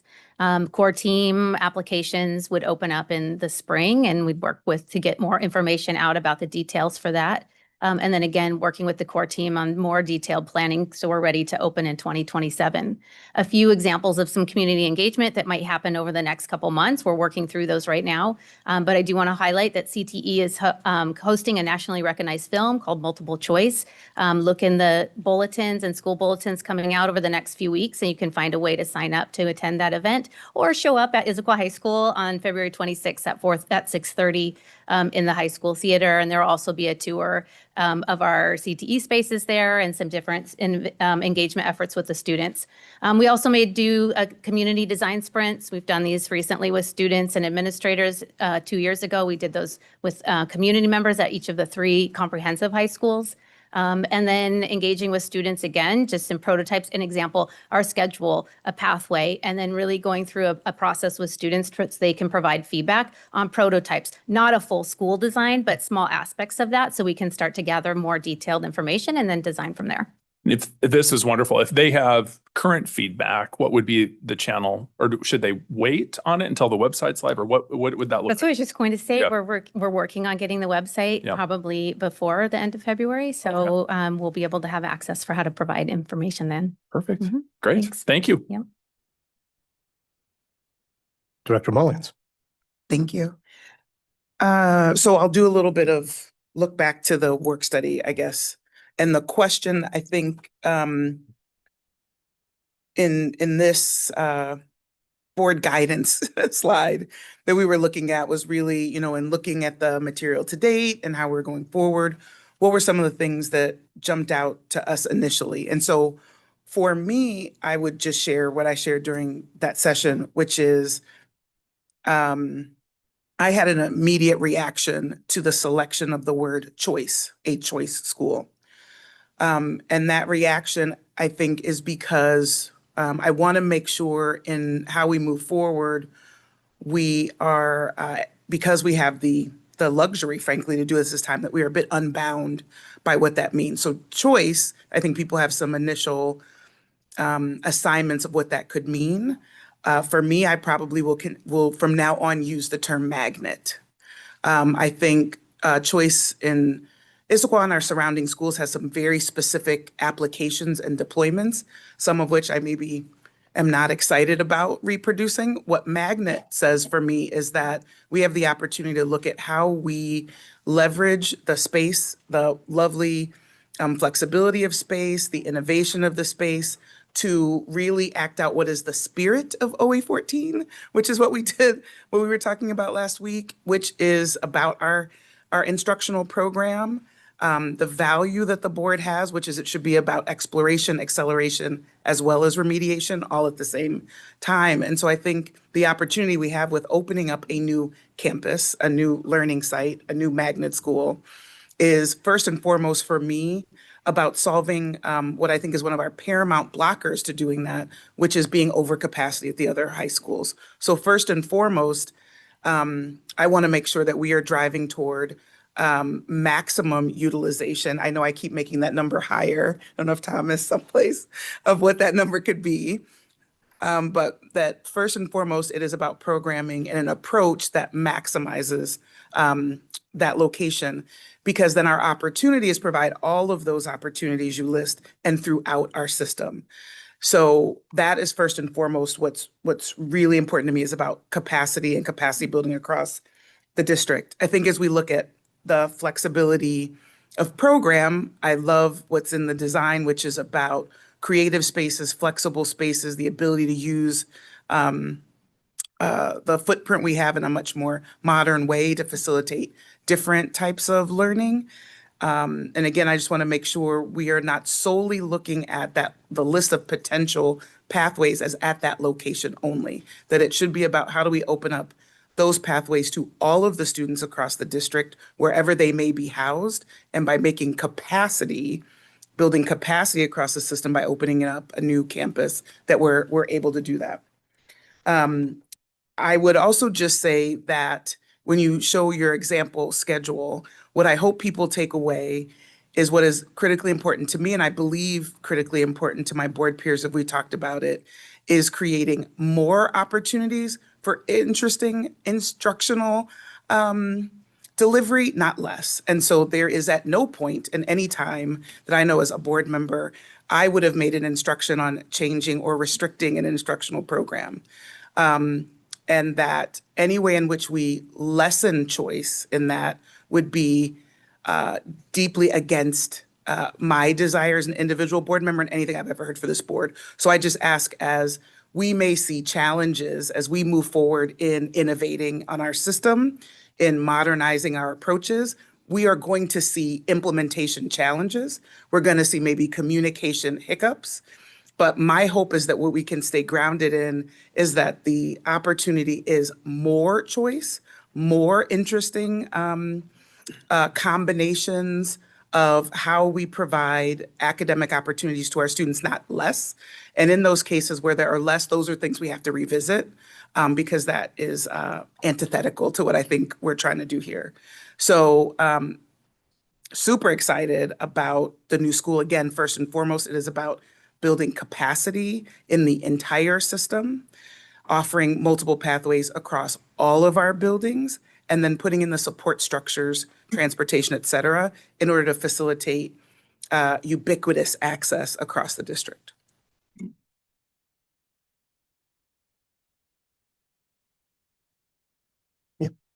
Dr. Anderson. Just representing my South End folks, I want to hone in on the transportation and access. For me, that was one thing I wanted to make sure that we have that available to our Liberty Pattern if there are curriculum at this new school that they want to take. So that was something I honed in on because I want to make sure that we're taking those students into consideration so that they can get up there. And I think most of my, if not all the fellow board members agreed with that. I loved what Director Mullings said about creating more opportunities rather than less. The way I stated it was limiting options makes it less and less a choice school or a magnet. So I definitely want to continue to make sure that we're creating those opportunities. And one thing I want to put out there is I think an opportunity we can look into is trying to push towards STEAM instead of just STEM. I'm also the art board member. Art is very important to me. And so I want to find ways of trying to get more art trying to get more art into either the individual schools or as other opportunities at some of our choice schools. So that's my thoughts on that. I'll offer just a few comments. My initial reactions to it was a great conversation. It is all very, very exciting. And I think I would say that the first, two themes that jumped out immediately when we started the conversation is reiterating Director Anderson's point about access. We really want to make sure that this school is accessible for all of the students in our district, high school students, across as many grade levels that make the most sense. And of course, to make sure across all of our geographic area. And that's going to be tricky, but I know we'll try to put the effort into it to make that happen. So that was the first thing, really this desire for access. And then again, reiterating both the points that Director Gallinger and Mullings made about flexibility and, what will be available, how and when we can teach these programs, and thinking of teaching that is aligned with our portrait of a graduate and emphasizing durable skills and all the things that we're hearing our students talk about. Two, about, more opportunities for collaboration and project-based work and all of those things. So, it's going to be a journey. There is definitely a lot to sort out logistically and programming and even these ideas of where the opportunities are to partner with our community and our business community to potentially have them help sponsor programs or lean in to our educational programs as well. So that's really all, like I said, really exciting. And the other thing that I think that is enlightening and that I want to emphasize that Director Mullings was saying is the great benefit is our schools are overcrowded. And if we can take some of our kids out of those overcrowded environments, open up space across the entire district, we're not just talking about innovative programming in one building. We're talking about innovative programming then being available across all of our buildings, all of our comprehensive high schools, everywhere. So that's, I think, the real opportunity here that I hope that we have an opportunity to cash in on, so to speak. One other point I want to make, just because I had a conversation with a community member directly after the work study, and I can't be any more explicit about this, but I think there is a small, I hope small, contingent in the community that thinks that some way we're not being genuine or that we're still contemplating a comprehensive high school on that property in 2027. And we are not. I mean, I hope this presentation shows that. And I hope people realize that the footprint that is being built there just simply can't even accommodate a comprehensive high school if we wanted one. So again, I just hope we can put that to rest and we are moving beyond that onto this conversation about innovative programming and all the ways that we might be able to accomplish that. So those are my thoughts. Director Gallinger. So I think we've spent time talking some philosophical things now to get into more direct with the questions asked here. I think one that's not on there that I want to kick off is when I think about structure, I think of, if we're talking about a high school, I usually think a diploma associated with it. And I think, what's the name going to be on that?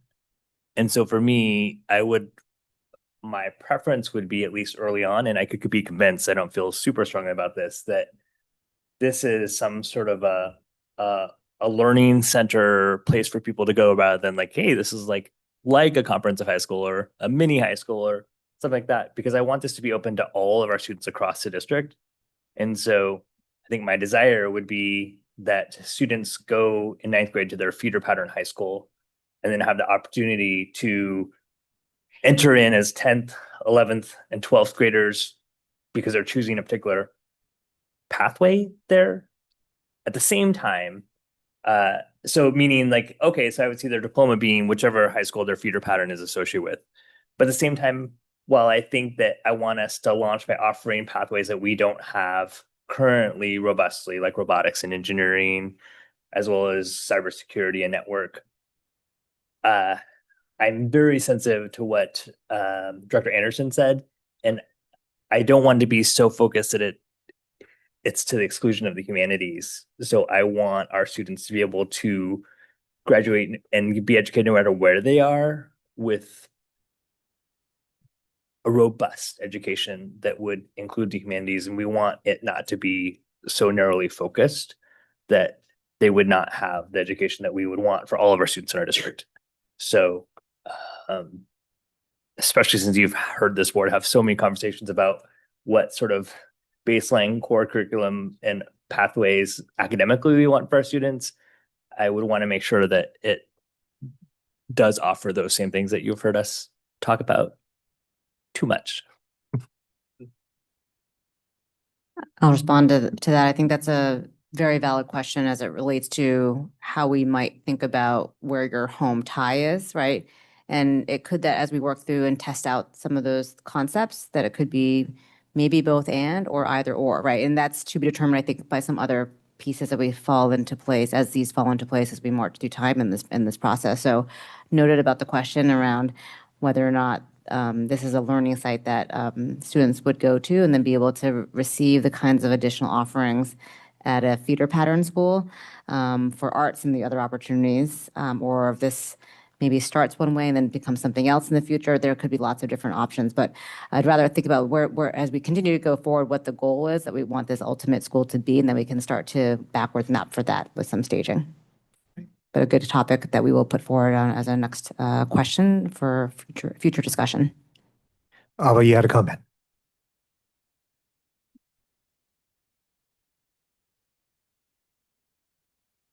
Yeah, so I just wanted to say two things. Number one, I definitely think that like integrating more choice into the kind of education each student receives from their own end is like something that I'm really excited about.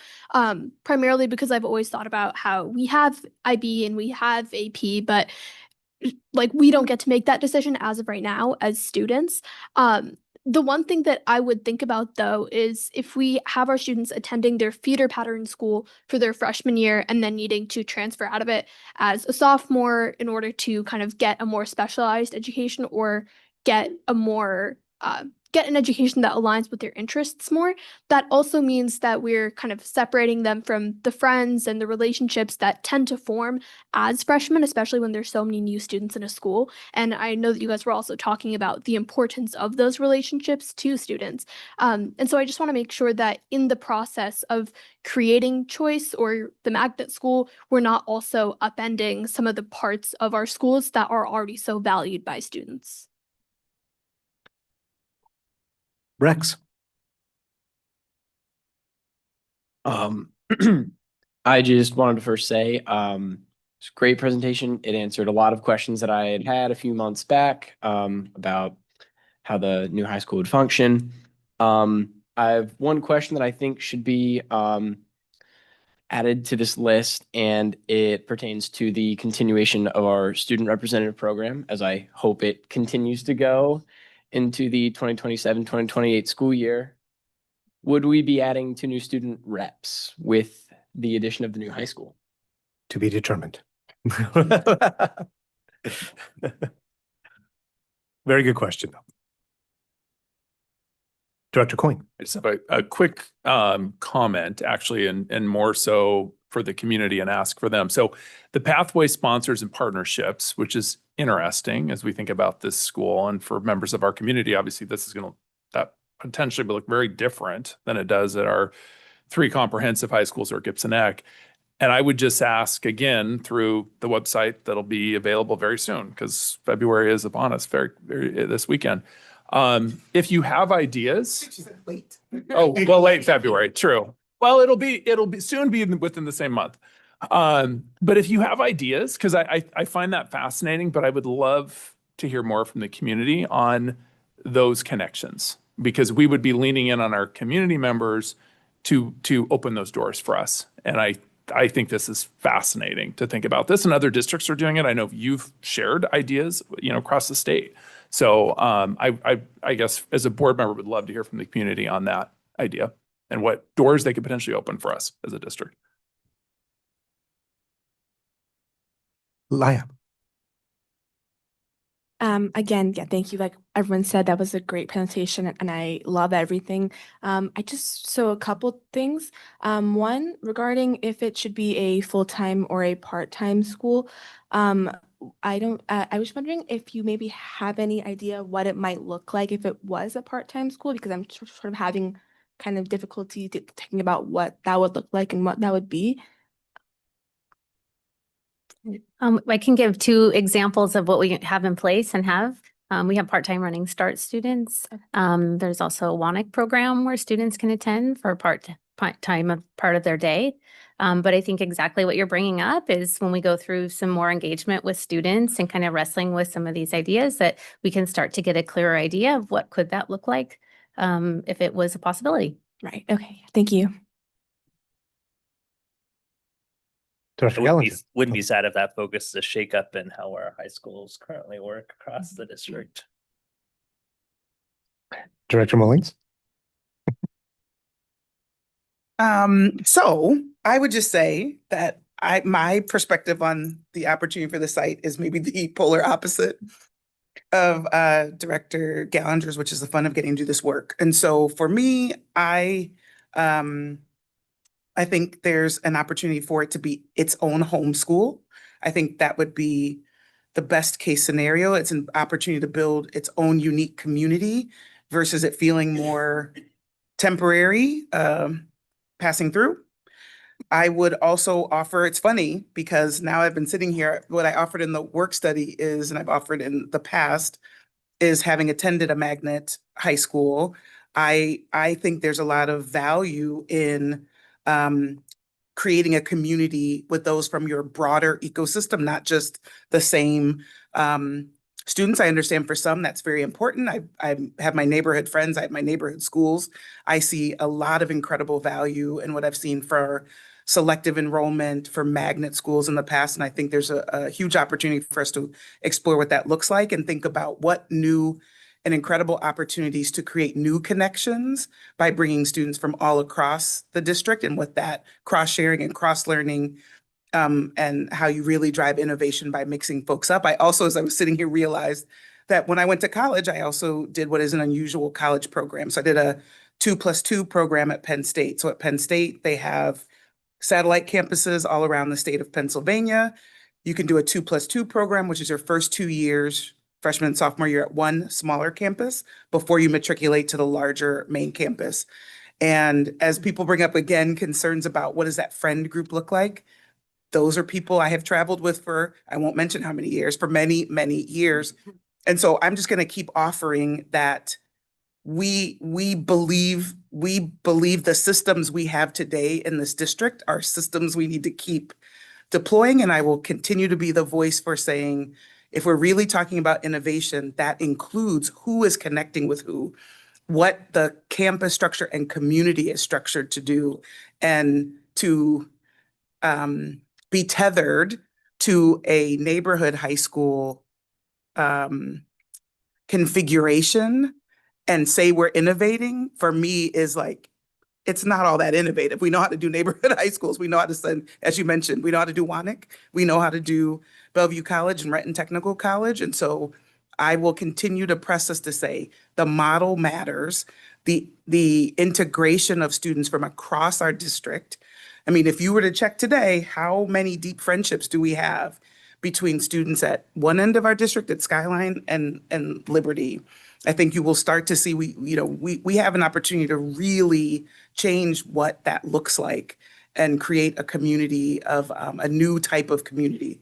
So again, I'll be all the weird experiences of the 2+2 at college, of the magnet school, married to someone who went to high school without walls. And so I think we have an opportunity to really think about, if we're talking about innovation, the model in which we do it matters. And I will continue to press that.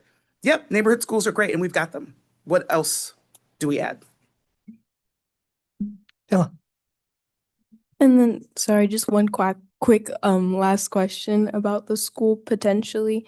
So on the design snapshot, it talks about an outdoor learning space, and then kind of with the decision of it being part-time versus full-time, would sports be included in the full-time school? And then if so, what would that look like? And if it was part-time, how would the students be able to contribute in sports if possible?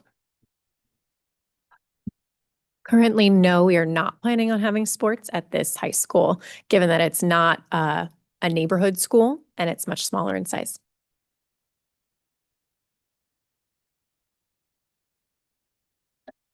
Sorry, I will add though, students who attend this school will have the opportunity to engage in athletics at their neighborhood high school. I think it's important to note, because the facility is not built in the same way that we have facilities for lots of different sports teams at Issaquah High, Skyline High School, and Liberty, we wouldn't be able to run that same level of offering. So we, in the spirit of making sure students have access and choice to those kinds of athletics and even maybe some activities, that there's that connection back to one of those three campuses.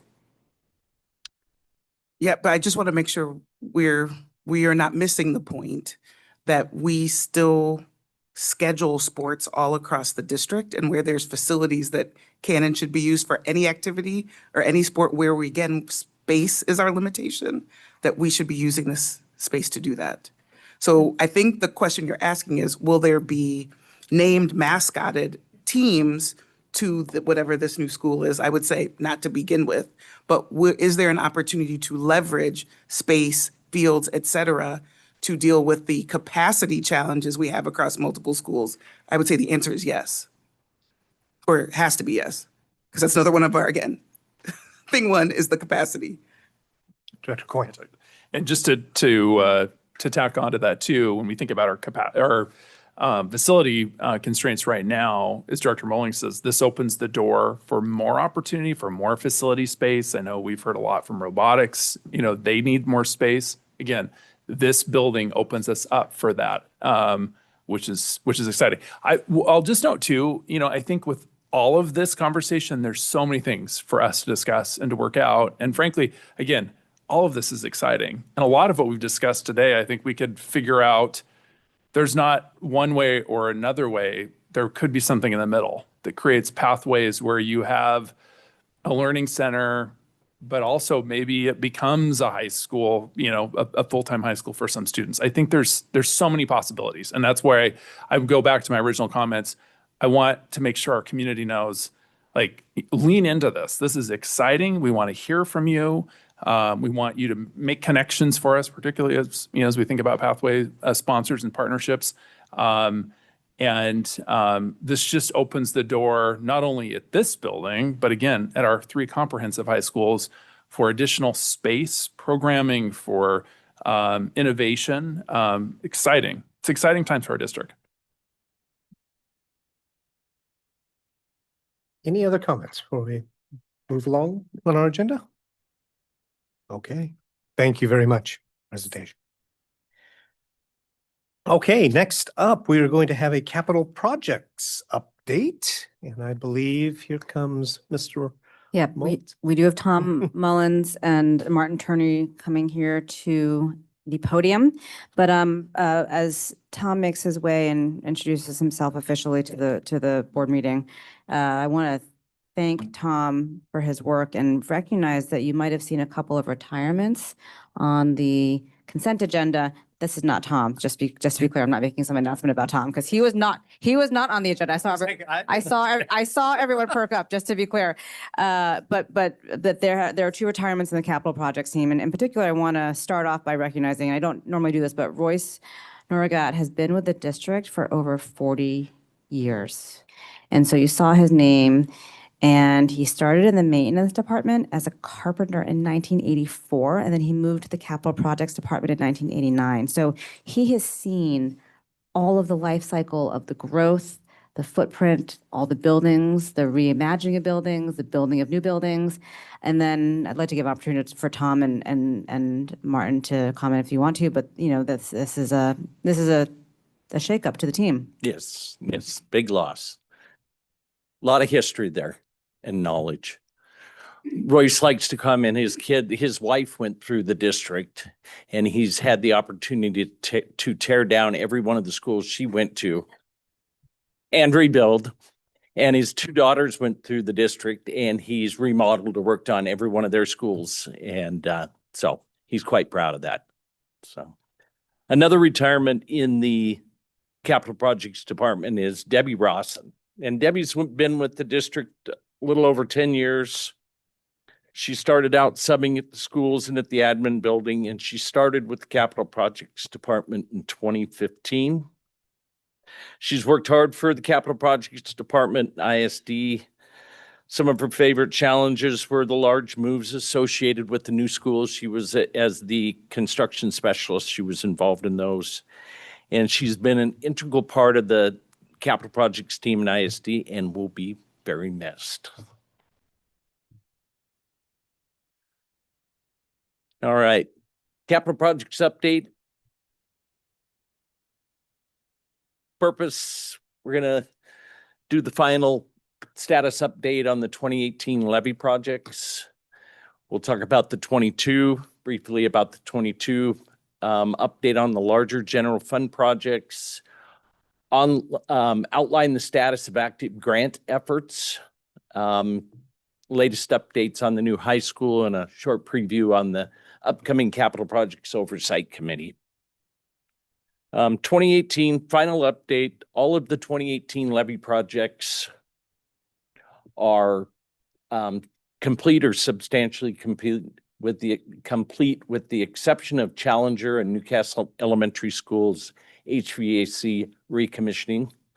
We put them on hold. The board put them on hold in June of 23 for to do those projects if and when they are needed.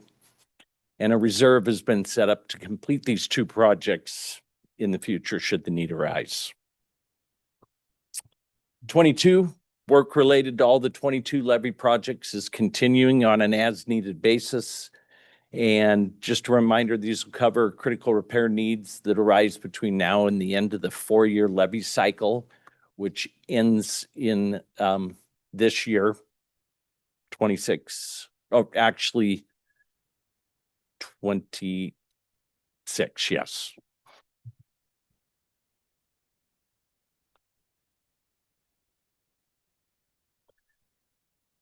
Active grant opportunities that we're working on. We have the large energy efficiency grant through Department of Commerce over at Issaquah High School. It's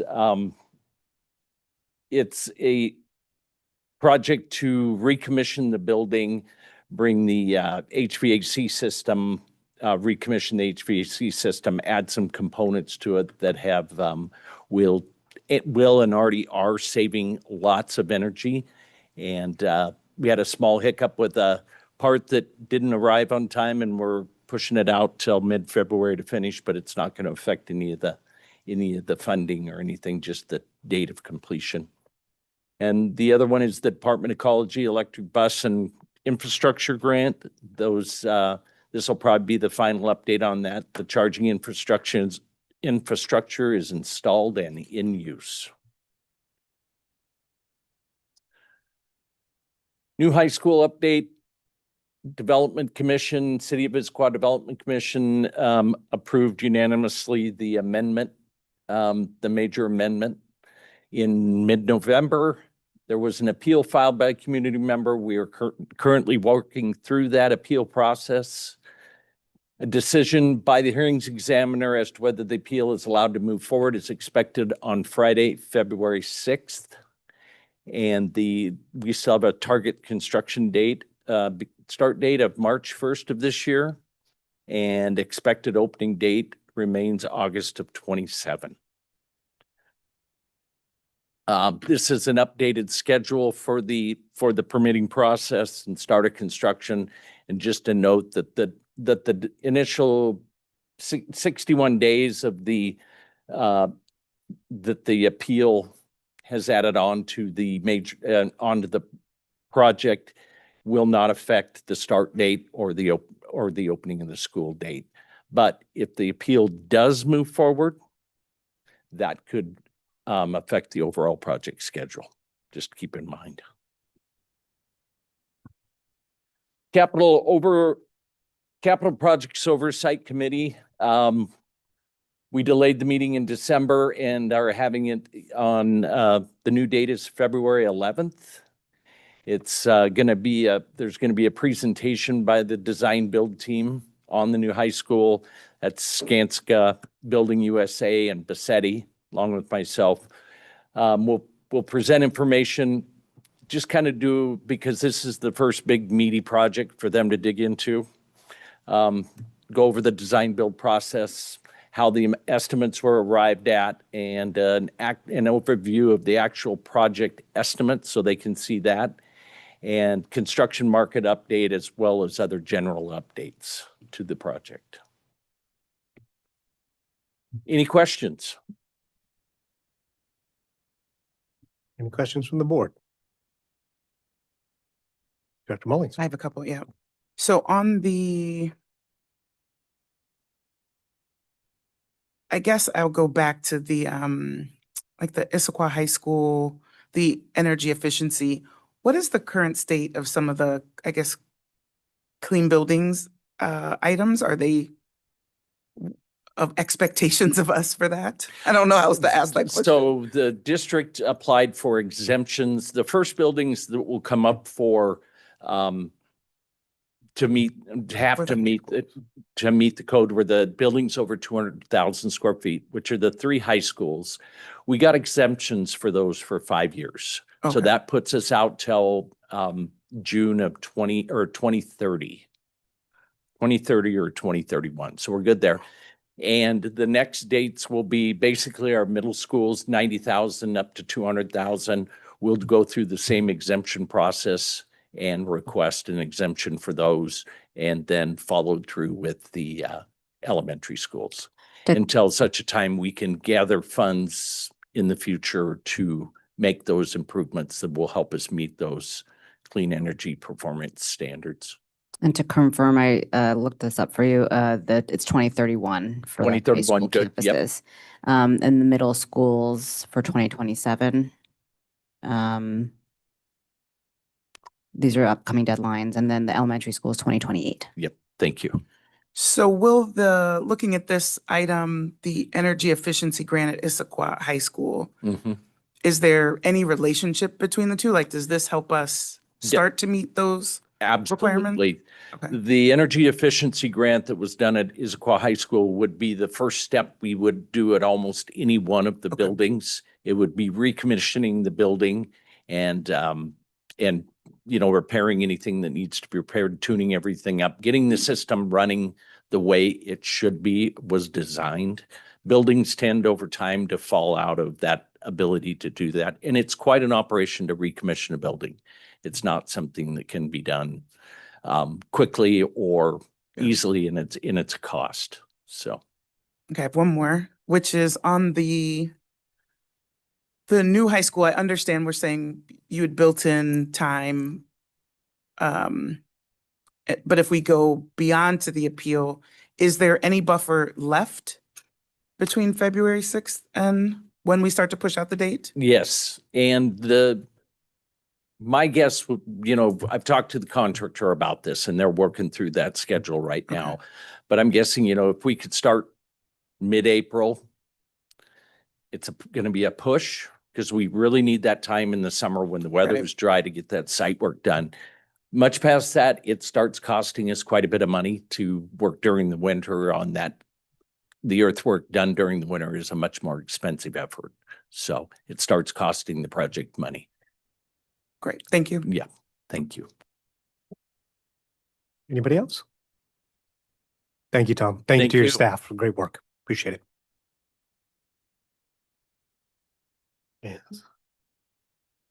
Okay, next up is monitoring report for operational expectation number 9, communicating with the public. We will start with a motion.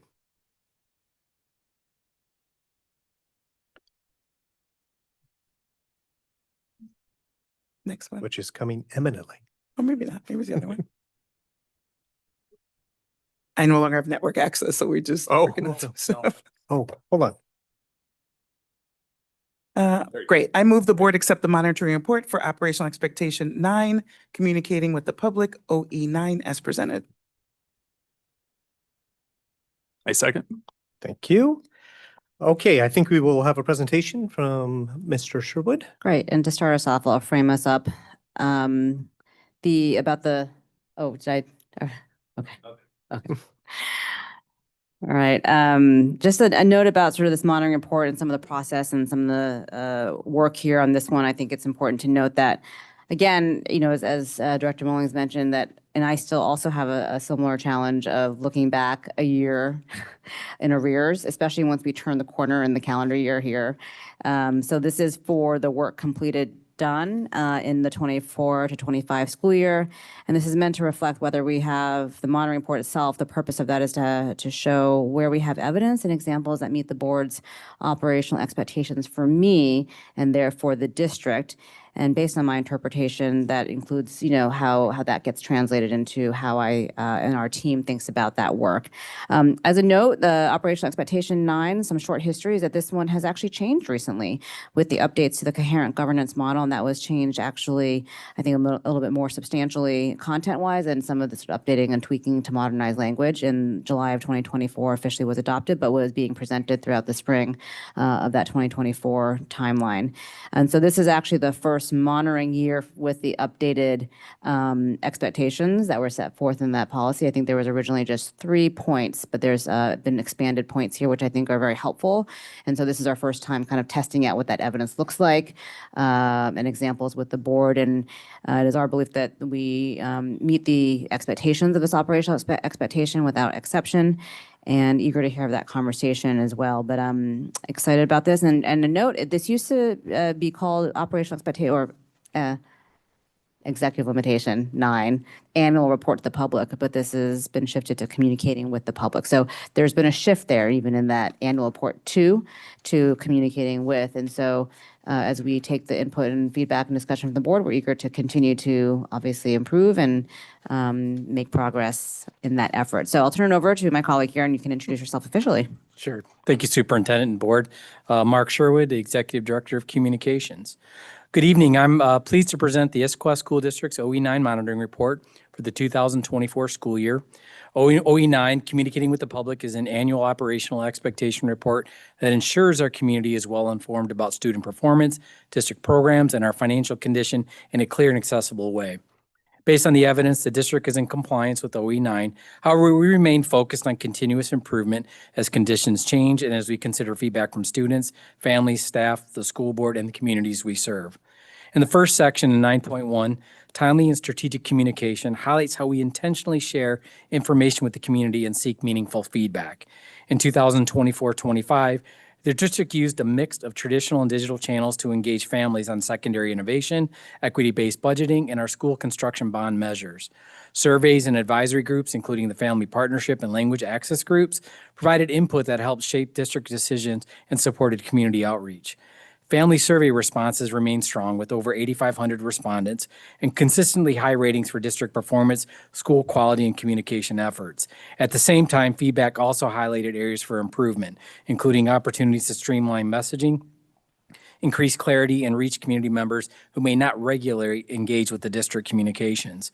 Last year, the Communications Department conducted an audit using the National School Public Relations Association rubric and framework.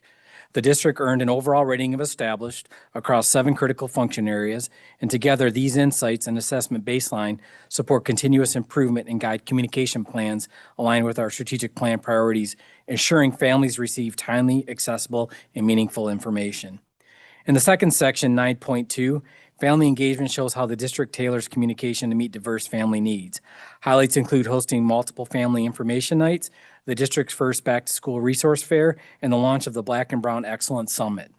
The Family Partnership Team also served as a key connector between schools and families, helping new and historically underrepresented families better understand district systems, build relationships, and access resources that support student success. The Language Access Program expanded translation and interpretation services, supported families during graduation, and strengthened statewide collaboration about best practices with other districts. In section 9.3, community partnerships demonstrates the district's efforts to connect with local organizations and leaders. As primary example, the district partners with the Issaquah Schools Foundation, PTSA Council, Swedish Mental Health, Communities in Schools, the Garage, and the Circle to provide additional support for students' academic, social, and emotional needs. These partnerships were critical during specifically emergency events such as the November 2024 bomb cyclone and helped to maintain communication and services for families. In section 9.4, sharing district success highlights the variety of channels used to celebrate achievements. The communication teams continue weekly and special bulletins, horizons and focus publications, student art calendars, podcasts, social media, and direct mail. In June 2025, we mailed a postcard to all district residents with key statistics, a thank you to families for supporting students and staff, and of course, congratulating the class of 2025, and with a little reminder about the first day of school in August. Overall engagement metrics showed significant growth, and the department earned 3 NSPR awards for excellence. And finally, in section 9.5, annual reporting ensures the public has access to key data.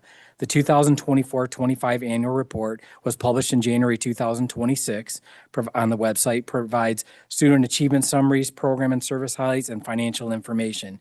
It connects to monitoring reports, strategic plan priorities, and school-level dashboards for transparency and accountability. Looking ahead to the 2025-26 school year annual report, we anticipate continuing improvement in communication systems and processes, better connection with families hard to reach, expand outreach to non-parent community members, refinements to family surveys, and increased visibility of district successes through digital, print mailings, and audio platforms.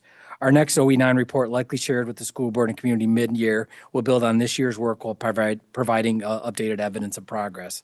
I do want to thank members of my team, and I want to thank Elena Savadison and the Executive Director of Equity, Belonging, and Family Partnership in preparation and support of the monitoring report, and just all around great support and help for me in my first full year being with the district. So that's all I have to say for now. Open to questions. Thank you, Mr. Sherwood. Director Coyne. Thank you for all the great work that you and the communications team have done, and particularly since we're monitoring the prior year, but obviously for the prior year and currently. So thank you for that great work. A couple of things that I wanted to just highlight. So 9.2 on page 3. I want to just acknowledge the work that the language advisory and family partnership advisory groups have done. I think notable in terms of the outreach that they've done in the Chinese, Hindu, Latinx, Hispanic communities is significant. And I know that the team continues to do more of that outreach. And I just want to applaud you and the team for that great work. And then 9.3, I wanted to highlight too, developing connections and strategic partnerships throughout the community. I know this also, this particular section notes the work that you've done in connecting to other groups in the community that may not necessarily be tied directly to the school system. So trying to, specifically outreach to individuals who may not currently have students in the district. I guess a question for you, because this is as board directors, we hear this, and we hear this here in board meetings a lot from members of the community who say, gosh, I never hear anything from the district unless they want money. And how would you, as you think about, because there's a lot of great communication that's going out, there's ways to access information around the great work that's happening in the district. But from your standpoint, from a communication standpoint, how would you say what's the best way to respond to a question like that? Well, I think we have to use multi-channel, so it's not just one particular channel. In the previous, when I came here, we were doing like 2 to 3 mailings a year. We've increased that this year to 6. So we know to get to our non-parent family members who may not be connected to us digitally, we're not in a high market media coverage, so we're not going to get a lot of television, a lot of radio. So it's true. We're going to have to use some old school measures. We've also with our PTSA, and we know the membership was a big focus, but was also trying to use the reach of our voice through a lot of those members. So going to a lot of those council meetings, a lot of those PTSA meetings to share, word of mouth. We hear it. It's firsthand, tangible. Hearing it from somebody is a lot more, not say respectable or taking for you know as good information. Digital campaigns, we're definitely doing a little bit more digital on open enrollment and opportunity, not just in the levy. So some people think it's just selected measures that we're doing some digital campaigns. We have to balance it for PDC compliance. So that's also expanding the radius and the outreach, and then also starting to look at geo-targeting basically some specific neighborhoods. So trying to hit them when they're on their phones, when they're on their laptops, to get them into from a digital perspective. Trying to do some media outreach, it's tough. I'm telling you, it's not easy. You know, calling people saying we have some really wonderful, great grad rates in this day and age. They're, you know, the news cycles is, you know, the old saying was if it bleeds, it's going to lead. And honestly, that's where we still are in the media forefront. But we did have some good, we're getting some national coverage on some stories now and some pickups. So I'm feeling a little bit better with that. So I think we're just going to have to do a lot more outreach again. All of our key groups, enlist our student board reps, our board members, our PTS members, and all the partnerships. Elena's team does a wonderful job of trying to connect with different family groups. And sometimes they're not exactly an organized group that you might hear about. It might be, you know, from a cultural responsive group that just might be gathering. So I think it's going to be a multi-channel effort on just for us to just continue to go forward. Absolutely. No, thank you. And continue to let all of us know. Yes, up here, our student reps, our community members who listen to board meetings too, who are part of this, what we can do to continue to have those conversations with our neighbors who may not currently be directly tied to our schools. And I've challenged my team, and whenever somebody said to me, "Oh, it's bad communication," it was just poor communication. I was like, "No, let's get into it. Was it the message, or did the message not connect with you? Are you a part of my target audience? Were you not part of my target audience?" You know, so anytime somebody tells me that, I don't take it for granted. I really want to kind of get to understand where you may be or where, you know, where how I can reach you. So even tonight, I had a close associate here tell me like, "Hey, I haven't heard from you guys in a while," and trying to find out where they are. And that just tells me I have more work to do. So. Well, thank you. We appreciate you and the team. Yeah. Can I add one thing to that? So just a bottom line is direct mail is a very important way to get our information out. And as Mr. Sherwood mentioned, we've increased that direct mail. The postcard that he mentioned at the end of that year, we kind of made sure that was part of the evidence for last year because it came in June. And that was our first foray into trying different kind of formats as well that we wanted to test out. And we did see some positive feedback from that. I do want to mention that we also listened to the public comment. So we had heard last spring from a person who was in our community that had not been receiving information from us, and he was very emphatic about his points around, to your point, Director Coyne, letting him know what we're up to because he's no longer a caregiver or a parent in the district. And so he actually sent an email recently and said, "Hey, do you remember me?" And I was very clear about my feedback from the bond cycles last year. And I want to let you know I just received the levy information. Clear, concise, thanks for listening. Great job. And so I just want to say that, you know, that's a recent example where we are showing our progress, but also that we are continuing to make the efforts to reach our populations that are not, you know, currently involved by nature of just being either working here or having kids here. So I just wanted to highlight that. And I probably should add, trying to add information into like HOA neighborhood publications. We're trying to up that up because we know that's another avenue, in particular neighborhoods in our community. Dr. Gatlin, sure. So bottom of page 5, 9.4. I appreciate hearing that you've increased the mailings. I think we just can continue to get better at this, like on a either frequent or a more predictable basis. But there's so much to celebrate. And I feel like at this place, we spend more time talking about what's not going well, just because we're monitoring. But really, I mean, every school all across the district, there are amazing things happening. I mean, we're leading the state in graduation. Not only that, but our scores all the way up, marking to that moment, are, you know, outpacing all of our surrounding districts. And I just feel like it would be great if there was continued emphasis within social media platforms for that on a more frequent basis, which would highlight either graphically or ideally graphically, so that people don't have to read the words, but less words, more picture and figures on like, just like how businesses do to highlight all the things for why you should, like them. I think that also would help if we had them come similarly time through the intra-district things for our parents, and so they could see that and feel like they could share it too if they wanted. Uh, but I don't feel like we talk enough about that to where people that I know are aware of all of the successes of the district.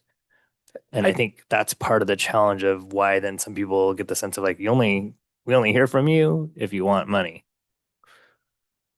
Fair enough. And I definitely think, the old adage that content is king, but frequency is queen. So I think we have to do a better job of making sure that the materials are not, you might be looking at your social feed in the early in the morning, and you might not be getting it into your algorithm or into your posting cycle.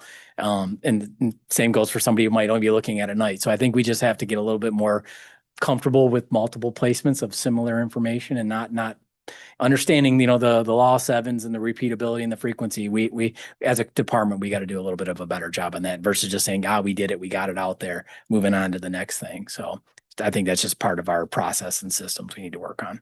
But thank you. Director Mullings. Thank you. Yep. This report represents a watershed difference in how this district communicates. Watershed. The communications prior to this year, which isn't even what we're doing already, our current year, again, monitoring is a year ago, is just dramatically different.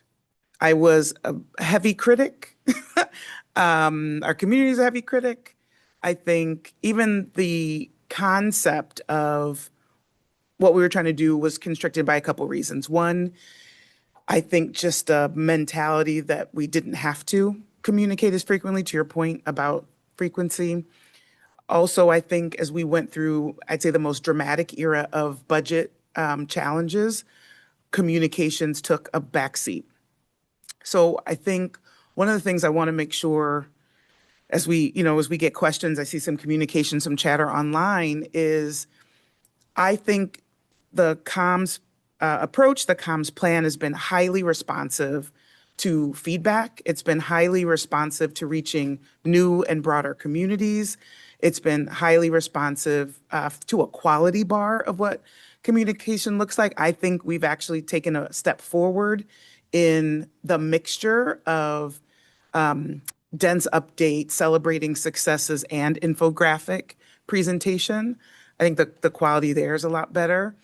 I think it's important to note that those things are tied directly to things we've asked for in the strategic plan of the district, which is to have more authentic communication. So where things show up, the fact that we are being more promotional in nature, the fact that I see nature of my work, I'm probably on social more than the average bear, but I think what we are doing on the multiple platforms of social is just reams different. It's a different ball game than what we were doing before this year. So 2020, whenever I've been around, the first 4 years I was around. I also want to note that is an investment shift and difference, and it's an intentional one. Because in order to reach people like the gentleman who sent his thank you note, when he came up here and said, hey, I'm not getting anything, those were budget choices to say, okay, we'll communicate less frequently. That means there's budget added in these areas to make sure we're reaching people further. And it's really important for me that our community sometimes isn't so good at recognizing when they ask for different. And then when different shows up, saying, well, why is it different? So this is an area where the push has been communicate more, better, and different, which has meant investing differently in how we communicate, investing differently with the quality and frequency of that communication. And therefore, that translates into investment differences. And that is with knowledge and with purpose. And I just commend you with high skill. Thank you. Thank you. Bidet. I just wanted to ask a question about like the scope of this. I'm not sure, but would you know if like teachers are encompassed in this communicating with the public? Because I don't see anything really about communicating with teachers, and I know that teachers are students' first line of exposure, and then students are obviously the community's first line of exposure. So I was wondering if there was anything about how teachers are informed about the board and just generally the going-ons, and or like some data about how well informed they feel, if that's in the scope of the monitoring report. Yeah, and I mean, certainly from a distribution of the information, yes, the teachers are now, we have great open rates, and I shared this earlier. We have great open rates, great click through. Can I get you to actually read the words in your email and absorb what you're actually reading? So that's the other issue. And that's not just about teachers. That's about anybody who opens up like a bulletin that we might send out. We also look at the data that we're getting from our staff surveys to try to understand where they are, if they're in a confidence level with us or a promoter score level with us. So I look at that, we look at that data, not just me, but our other team members look at that data when we're trying to understand what are areas that we can improve in terms of communication. So yes, they are. Our teachers, all of our staff are considered. I think you realize I'm a feedback hound. I'll take it from pretty much anybody because this is my target audience. The biggest audience connected directly besides students are teachers. That's the next biggest audience. So yes, they are part of the equation. Could we do better work? And I put it in there. Yes, we probably have to do a little bit better work of capturing their feedback as we go forward. But I work closely with the HR team on some of their survey work they do. So I just want to call out just specifically because I'm not sure which year it's in. I think maybe just to be really specific, because again, previous feedback was one building level of comms needed improvement. And so I think it's important to talk about how that's changed over this year, but also the internal comms. I don't remember when the Insider launched. Yeah, it's launched before I got here, but I think So I it's during. think that's, I'm not finding it really quickly, but I think that was also an important Yes. item that maybe would be helpful to explain, that there are specific internal communications. We can talk a little bit about that. So the ISD answer, there was a need to have actually more cohesive, just consistent communication for all staff. I think staff members were getting different emails from different departments at different times, sometimes asking for action, sometimes just an FYI. It was hard to sort through that. So we streamlined that through an ISD Insider, which goes to all staff. That's all staff, but then how different information and details reach through different levels. We have a cascade effort where through different department leads, so starting with our cabinet and then flowing through different departments, we do our very best to try and make sure that that does get cascaded. Now, cascading efforts sometimes can go a little bit funky, right? Because we all have different variable patterns for how we communicate, rhythms for how we meet and when we meet. But we try to do our very best to make sure we're coordinating as much as possible. It does take a lot of work to try and coordinate on a cascade effort as well. And every Monday, we're sending an internal leadership. So to the principal leaders and the department leaders, key information that also might, when we're talking about cascading, informing them first a little bit about something that might be coming up before it appears in the Insider too. So there's a little bit of, principal's not learning about it at the same time as maybe a teacher will. So there's always work to be, sharing that information. And that information is coming from different departments. It's not just communications guessing. So I'm getting information from other cabinet leaders. And just to highlight it, just so that they can find it. So on page 5 of the report in 9.4, in that evidence, you'll see all the individual vehicles, including the Insider, the twice monthly bulletin, et cetera. So those are called out at the bottom of page 5. Director Anderson. When it comes to communication, I struggle on this topic in the district, and I'll tell you why. I feel there's great efforts in communication, and I've seen improvements in my world, right? I live in the elementary world right now with my children. It's going to expand next year, and it's obviously expanding being on the board. I think where I struggle is the quality of the communication, especially when it's coming directly from the schools to the families, and I hear that from my constituents. I have shared that, and I appreciate the review of what I've shared and comments back. I think there's some great opportunities for improvement in that. But something too, I think we need to look at, and I think Director Gallinger touched on it, is social media. and continuing to broaden the ways that we communicate with technology and just the methods that families want to be communicated, to, or how they want to be communicated. I've brought up, could there be an application, some type of app that pushes notifications like Levy and things that you could sign up for and things that you would want to know about.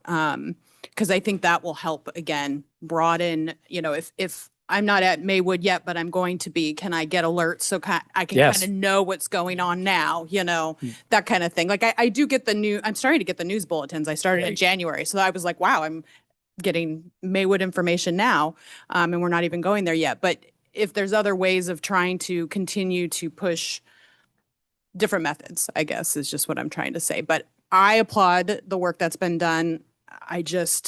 The quality is the piece that I'm struggling with the communication to families, especially when there's incidents and things like we heard tonight.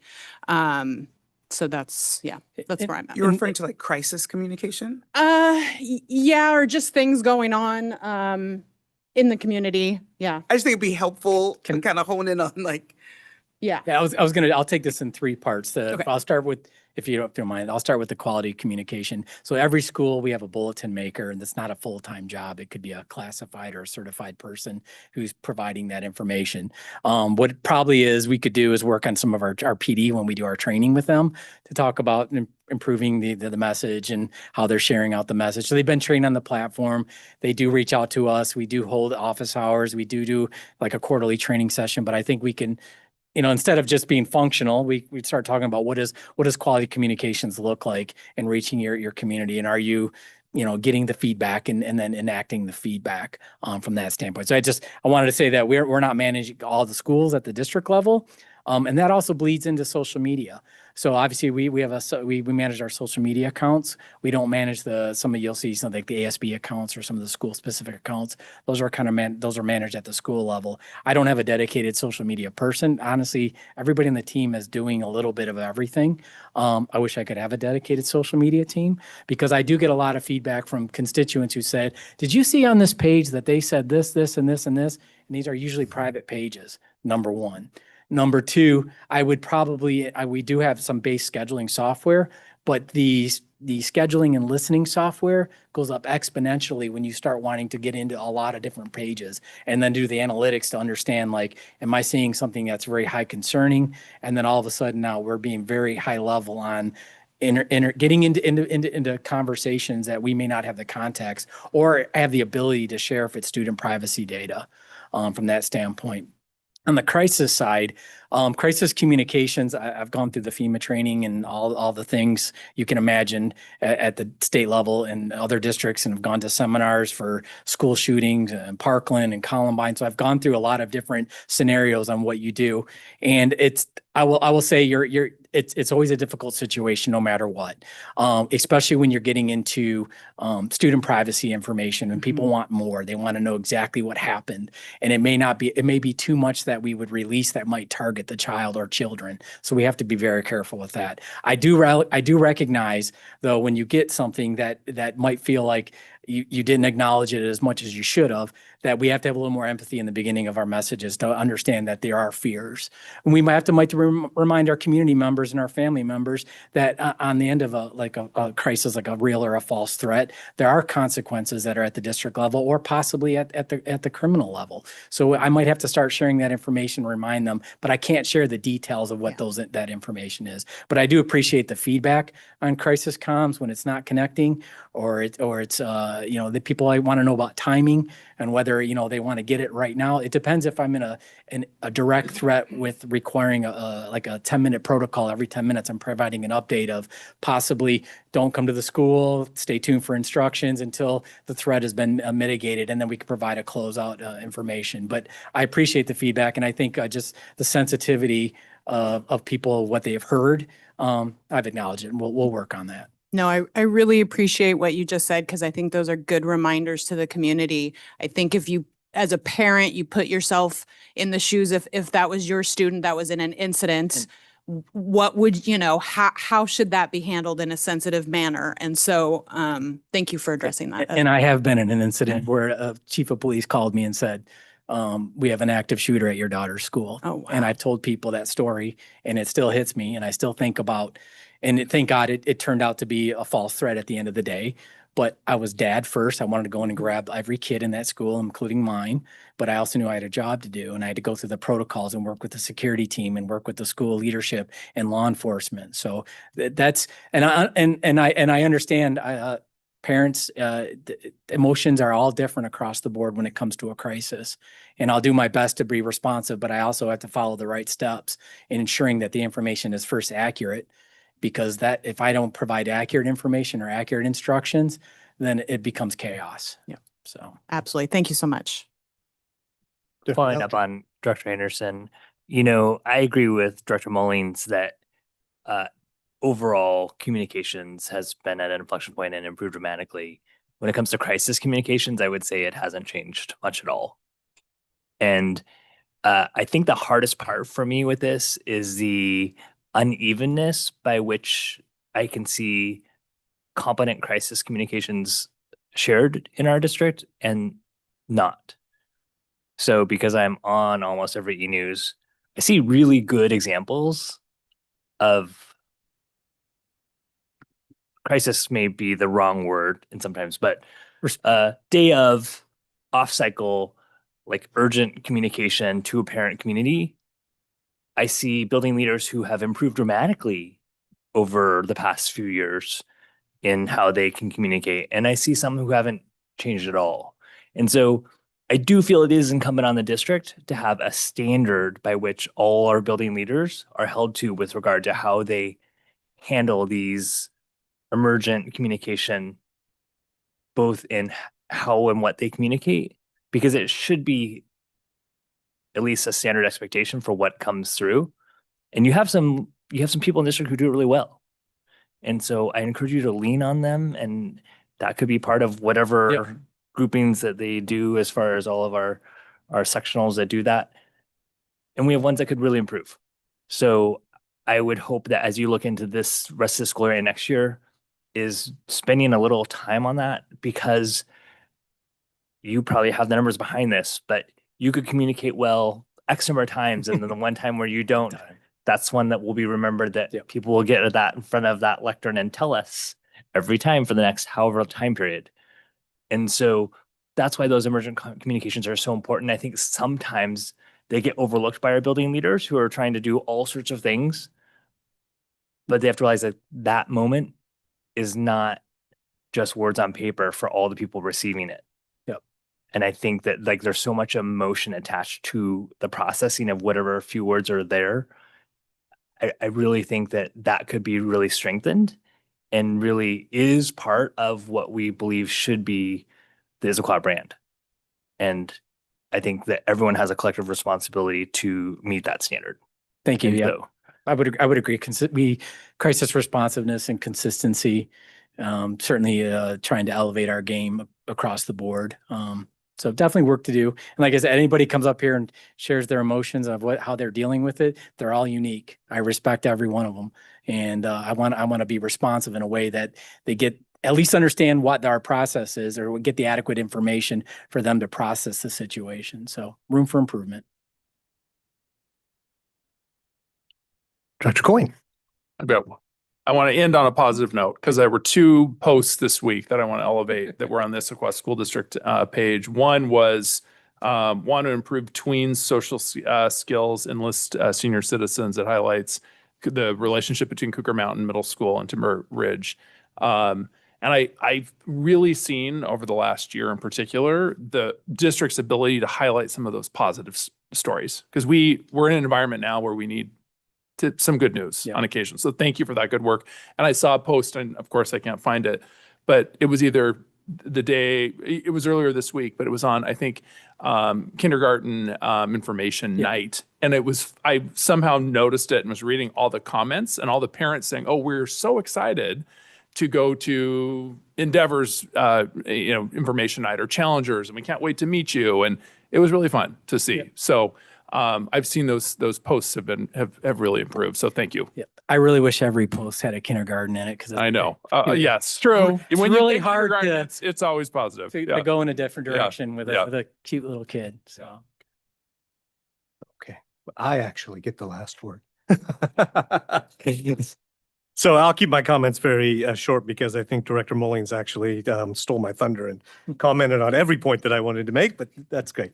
So I just want to reemphasize, though, that I really think that this monitoring report shows just tremendous strategic thought and effort, which I very much appreciate. There's lots of noteworthy advancements in my mind across all of the subcategories, and therefore evidence of compliance with the report.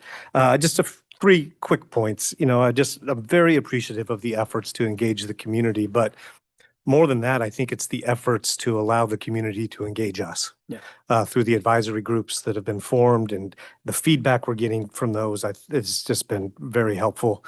And also the efforts around family engagement, and particularly the outreach to segments that in the past we've maybe had some difficulty reaching: Chinese community, the Hindi community, Hispanic community. Thank you for those efforts, and I'm glad that we're getting better at engaging those families. And then lastly, I just want to congratulate you on your success rate, on your click rate, on your bulletins. I mean, I can't think of a greater indicator of the ability to share with our community, but the community also obviously very eager to get that information as well. And, I wrote down here, if you build it, they will come, and you have. So thank you very much for all of that. Any other closing comments? Superintendent. Communication is a very important topic for all of us, and we can always do better. So I think that's a recognition, because and the world keeps evolving. So we are in the space of continuous improvement, and I'm just very grateful to have a colleague like Mark and the team that's also sitting here that's assisted in many ways with the partnerships, expanding our reach and our efforts. It's not one person, it's the communications team, it's all of our colleagues, and we're building our muscle and capacity together. So thank you for the constructive feedback, and we look forward to continuing to improve together. I probably should have started with this, but do we have any public comment in the room or online?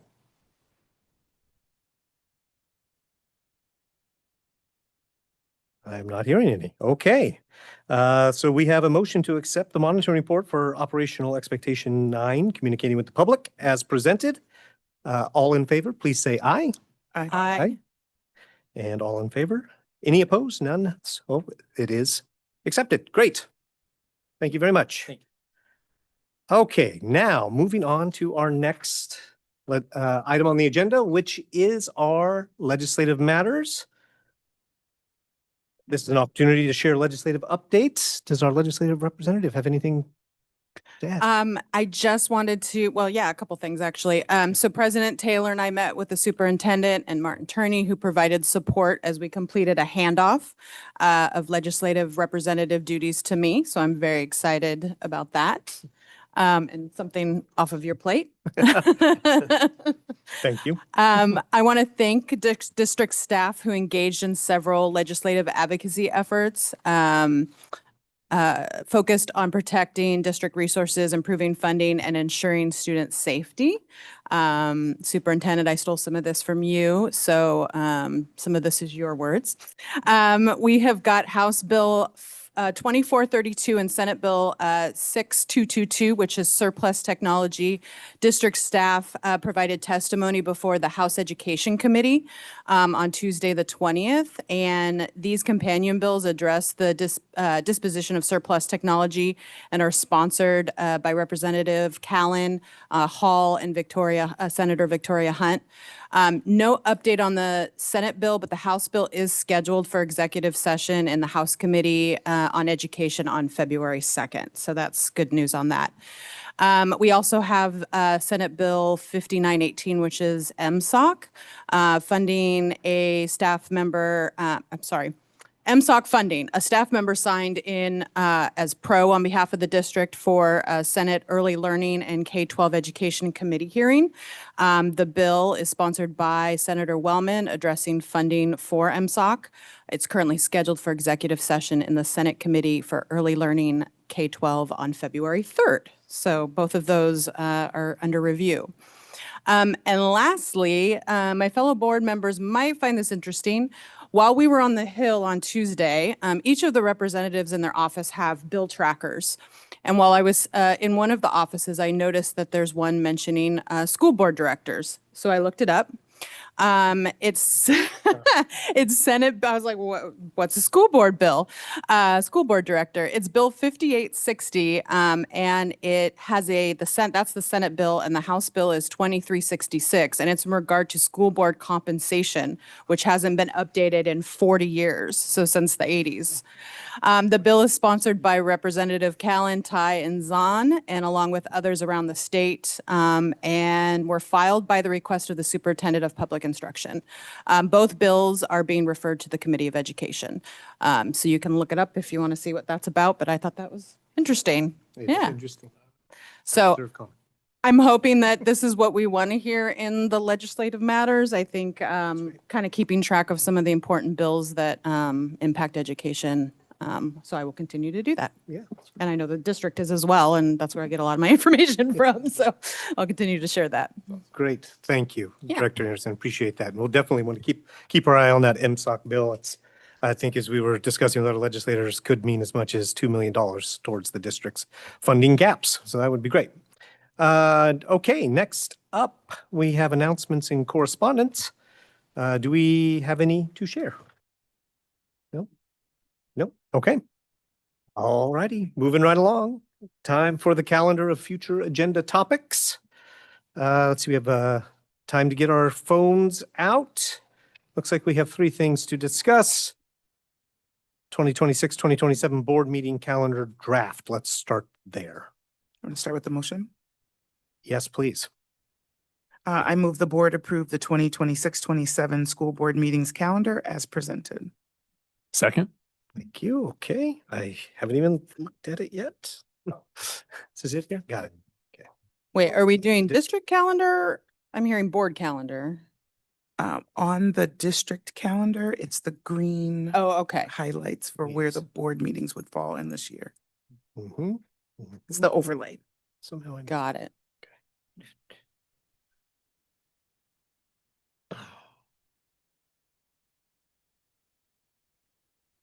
First and last day of school is fascinating. That is kind of interesting, isn't it?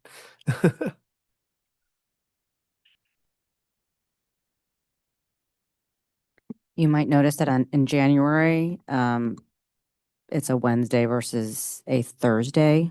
Yes, I was going to ask about that. It's before a long weekend. Also, the 14th is my birthday. Well, if we're talking about birthdays, there's one on here that lands on mine. But to give people, that's Yeah. where that was adjusted, but we can certainly adjust it back if needed. We But want to ruin your birthday? that's Director Anderson, did you want to comment on your? Oh, I just wanted to ask, I don't know if we're done talking about, what was it we were even talking about? January with the Wednesday. April, I only show one. Is that just normal because of spring break? Okay. Exactly, Okay. yes. Yep, This there's is a- fine with me. Just to stay on that, so you'll see that there's a couple of places where it's only one, so February, Mm-hmm. November, April, July, November. July and December. yeah, sorry. Oh, and November, yeah. July, November, December. I was gonna talk about July. July is also, that's where my brain was, because that's my favorite one. July is also, it's the only one. It is usually remote and abbreviated consent only. Gotcha. So, it's really like and often daytime. It's usually very, Or very in the different. morning, in your pajamas. Yes. So that's really where I was going. So you see a number that are 1 per month, but really July is minutes long.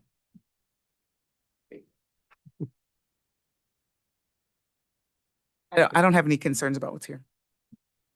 Okay. Are we ready to vote? All those in favor of adopting the 2026, 2027 school board district calendar? Say aye. Aye. Aye. Hi. Aye. Okay. What's next? Board retreat agenda. Yeah, do we have it somewhere?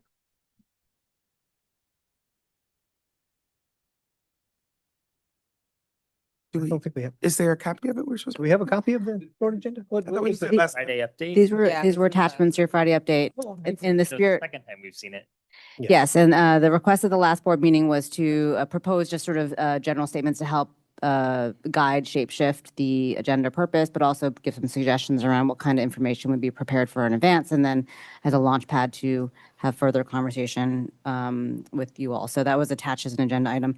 We're always walking the balance of print out, don't print out.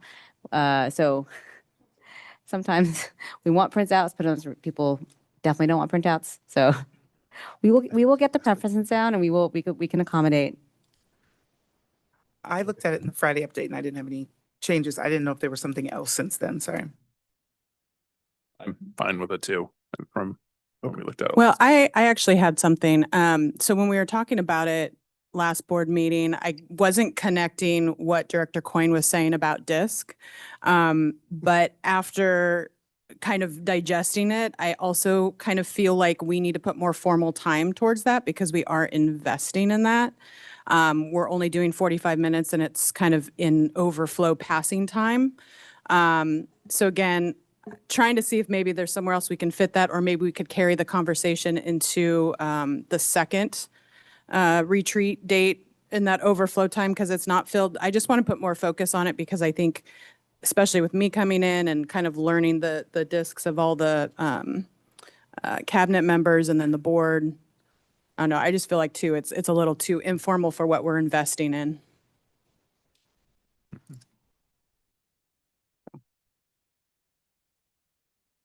I'll be candid. I think finding more time in the day is going to be very difficult. But that doesn't mean that we couldn't begin the conversation and then look for an opportunity later in the year to pick it back up. Okay. Yeah, I'm certainly open to that. Is our second retreat day. We don't, yeah, I Right. mean, it's, Yeah, It's we've got just- meaty topics as we usually do, but yeah. I would be but we fine will with be that. planning yeah, we'll be planning another retreat as well in the fall Okay. too. So Yeah. might be an opportunity there. Any other comments, issues, problems? Okay. Very good. And then lastly, the Digital Promise League of Innovative Schools. This is exciting. Yeah, so the League of Digital Promise, League of Innovative Schools, Spring 2026 convening is occurring here in Washington State, with the district being a host to welcome visitors to our schools as part of that. The duration of time that that's happening is kicking off on Monday, March 16th, and concluding in the evening of Wednesday, March 18th. And so we wanted to make sure we let the board know that there's different ways to be involved. It's different from just participating as potentially a board member would do if we were visiting another convening elsewhere. But since we're co-hosting, it will have different opportunities for the board to be involved. So we would want to just preview right now at this point that we will share that detail with you and that you can start to think that through. And there'll be different ways to engage should you want to participate in different parts of that time. And since we are hosting also at some of our sites, if you wanted to be actually stationed at one of the sites, you know what I mean, to greet people, it's also helpful to spread out that way. But again, we will provide that detailed information as we continue to formulate in partnership with others those days, and wanted to get you starting to think about that. And if there are any other questions right now at this point, happy to discuss that. I hope to participate. Okay. And then obviously we know what portions board members are attending. We can notice appropriately if there's more than 3 or more of you. Okay. Looks like I'm not traveling during that time, at least right now, as of right now. So I'll look forward to hearing the schedule. Okay. Yep, me too. Yep. And what we will do is just put an Outlook calendar, just the span of those days. So it's just on that board calendar for yourself to as a notification reminder. Great. Anything else top of mind? Anything else to schedule? Anything else on anyone's mind? Okay, not hearing anything. I believe we are adjourned. Thank you.